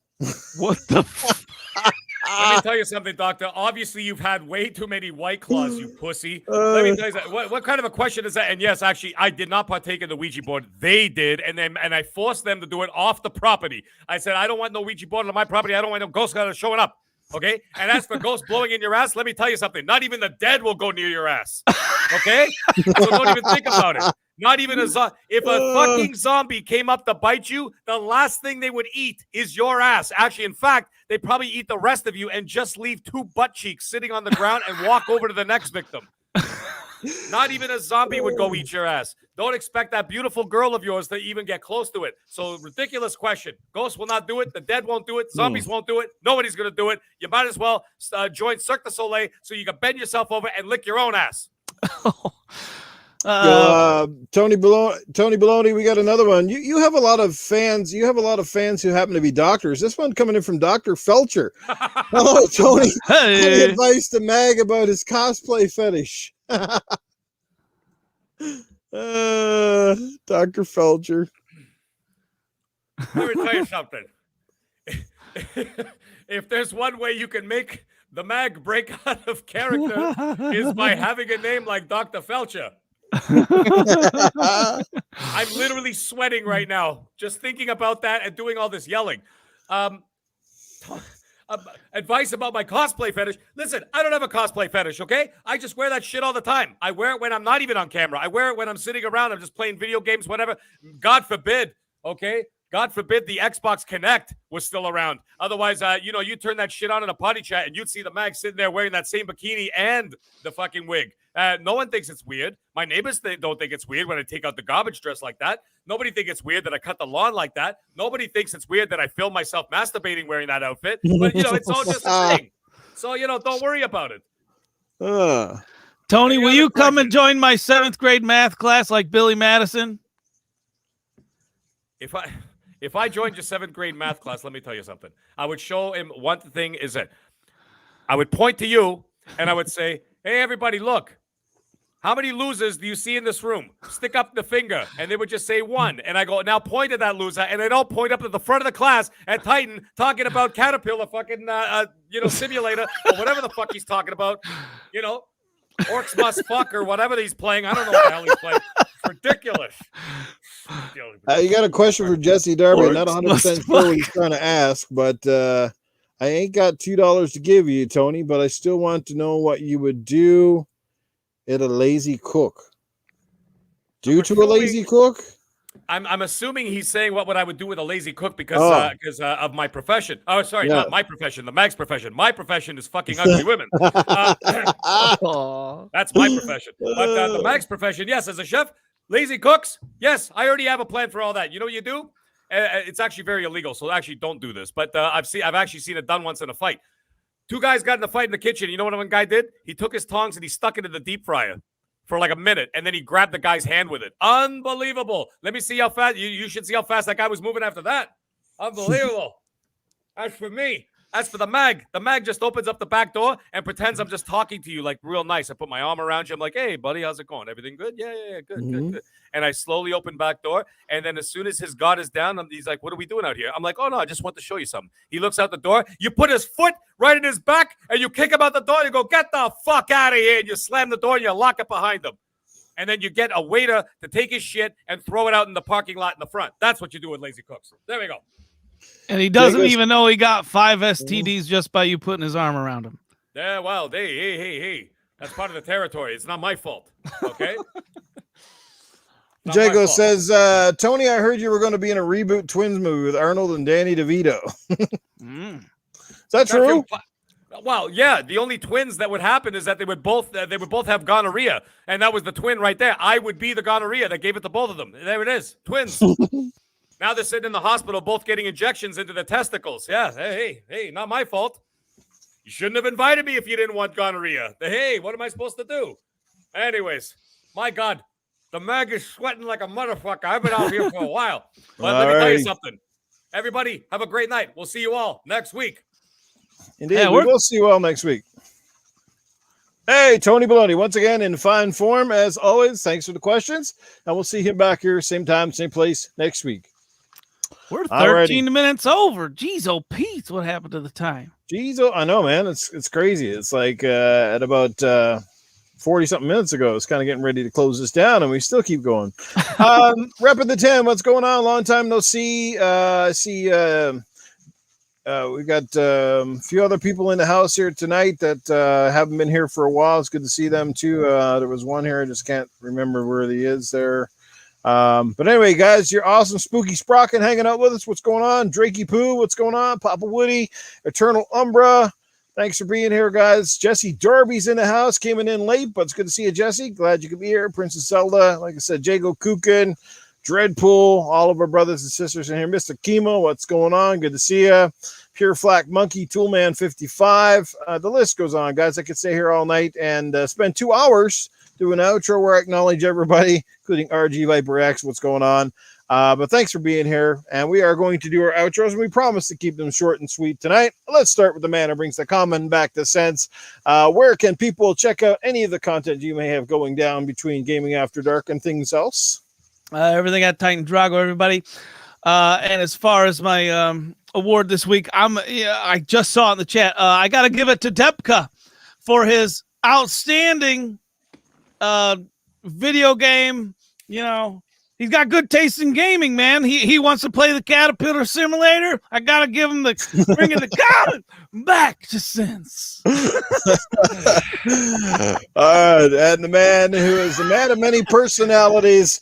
Yes, here he is, the middle-aged game guy. Mag, let people know where they can find your busy ass these days. I know you've been doing lots of stuff, including little, personal videos on the sideline. Well, guys, it was a pleasure as always. You guys know where to find me on Twitter. You know that I'm here every Tuesday night at 10 p.m. You know that I'm on Primetime Gaming with Boom at 7 p.m. on Mondays. And, of course, I want to thank everybody for checking out the videos that I've been putting up and stuff like that. My last video, the Pegasus Nation video that I posted, it's currently sitting at, in less than 24 hours, it's currently sitting at 85,000 views. So you guys keep hitting me up. You guys keep liking that shit. You guys keep spreading it around. It gives me more motivation to make more of them, right? So I'm just, I love doing it. I think it's a lot of fun. So thank you guys all for the support and all that. So anyways, when I was 6, my dad grounded me once. And, sorry. And when I was 7, I stole erasers from the desks at school. We got like another hour, right, Noof? Yeah, go ahead, man. How about her? Anyways, Just guys, getting warmed enough up. bullshit. Thank you guys so much. You guys chat, you're amazing. Titan, you're amazing. Noof, you guys are amazing. We'll see you guys all next week. Tony Baloney comes back on for an encore. Fucking sweating, man. Like literally. There you go. You guys know where to find me. Always in the gutter, Snoof Nukem, pretty much everywhere. Just a heads up, there will not. Well, I won't be hosting another community game night this weekend, and I do apologize. I know people are waiting for me to return. I can't wait to return to community game nights. Cerebral Paul's done a great job in my absence. We got Denitro taking over as well and hosting some, I think. So just to keep up with the crew of Mr. Tushy Animated Evil, who hosts UK time zone games and then basically carry over into the North American stuff for people that obviously are in this neck of the woods. So thanks to them and a big shout out to them. I'm not sure which games they got on tap for this week, but I'm pretty sure if you're following them or following me, I will retweet it and you'll know what's going down. I've got some family business to take care of on Saturday, so I won't be around. Check your Twitter DM, Noof. Yes, I will definitely do that shortly. Thank you very much for that, Jago. Dizzy Delta, what's going on? And outside of that, guys, you know where to find me. Right here with these two fine gentlemen, Tuesday nights, 10 Eastern, 8 Mountain Time, Gaming After Dark. We'll be back again next week, and perhaps next week we will have a guest, or maybe not. We'll see. But in the meantime, yes, check us out there. And on Sunday morning, it is Good Morning Xbox. That goes down at 9 a.m. Eastern, 7 a.m. Mountain Time. I get the fuck up real early for that one. And we get a pretty good turnout, so I'm pretty impressed. But anyway, yes, feeling sleepy, like Sleepy Goblin. Evening, y'all. Good to see you, Sleepy. Glad you could be here. Yeah, man. So it was another good show tonight. We hope you guys enjoyed it. We appreciate the love and the feedback. I mean, like I said, this is one of the best chats I can think of anywhere because everybody just really enjoying themselves, it seems like, and here for the majority of the program, which is unbelievable. So I think we all feel the same way from all three of us. Thank you guys from the bottom of our hearts. Let's keep it rolling. Let's get those numbers up. It'd be great to see, like I said, that nice round of 100 people in here. And but again, we'll be back again next week. So anyway, guys, you bet. I'll check you guys out later. Take care, everybody. Game on. Stay happy. Have fun. Be healthy. And like I said, we'll see you next week.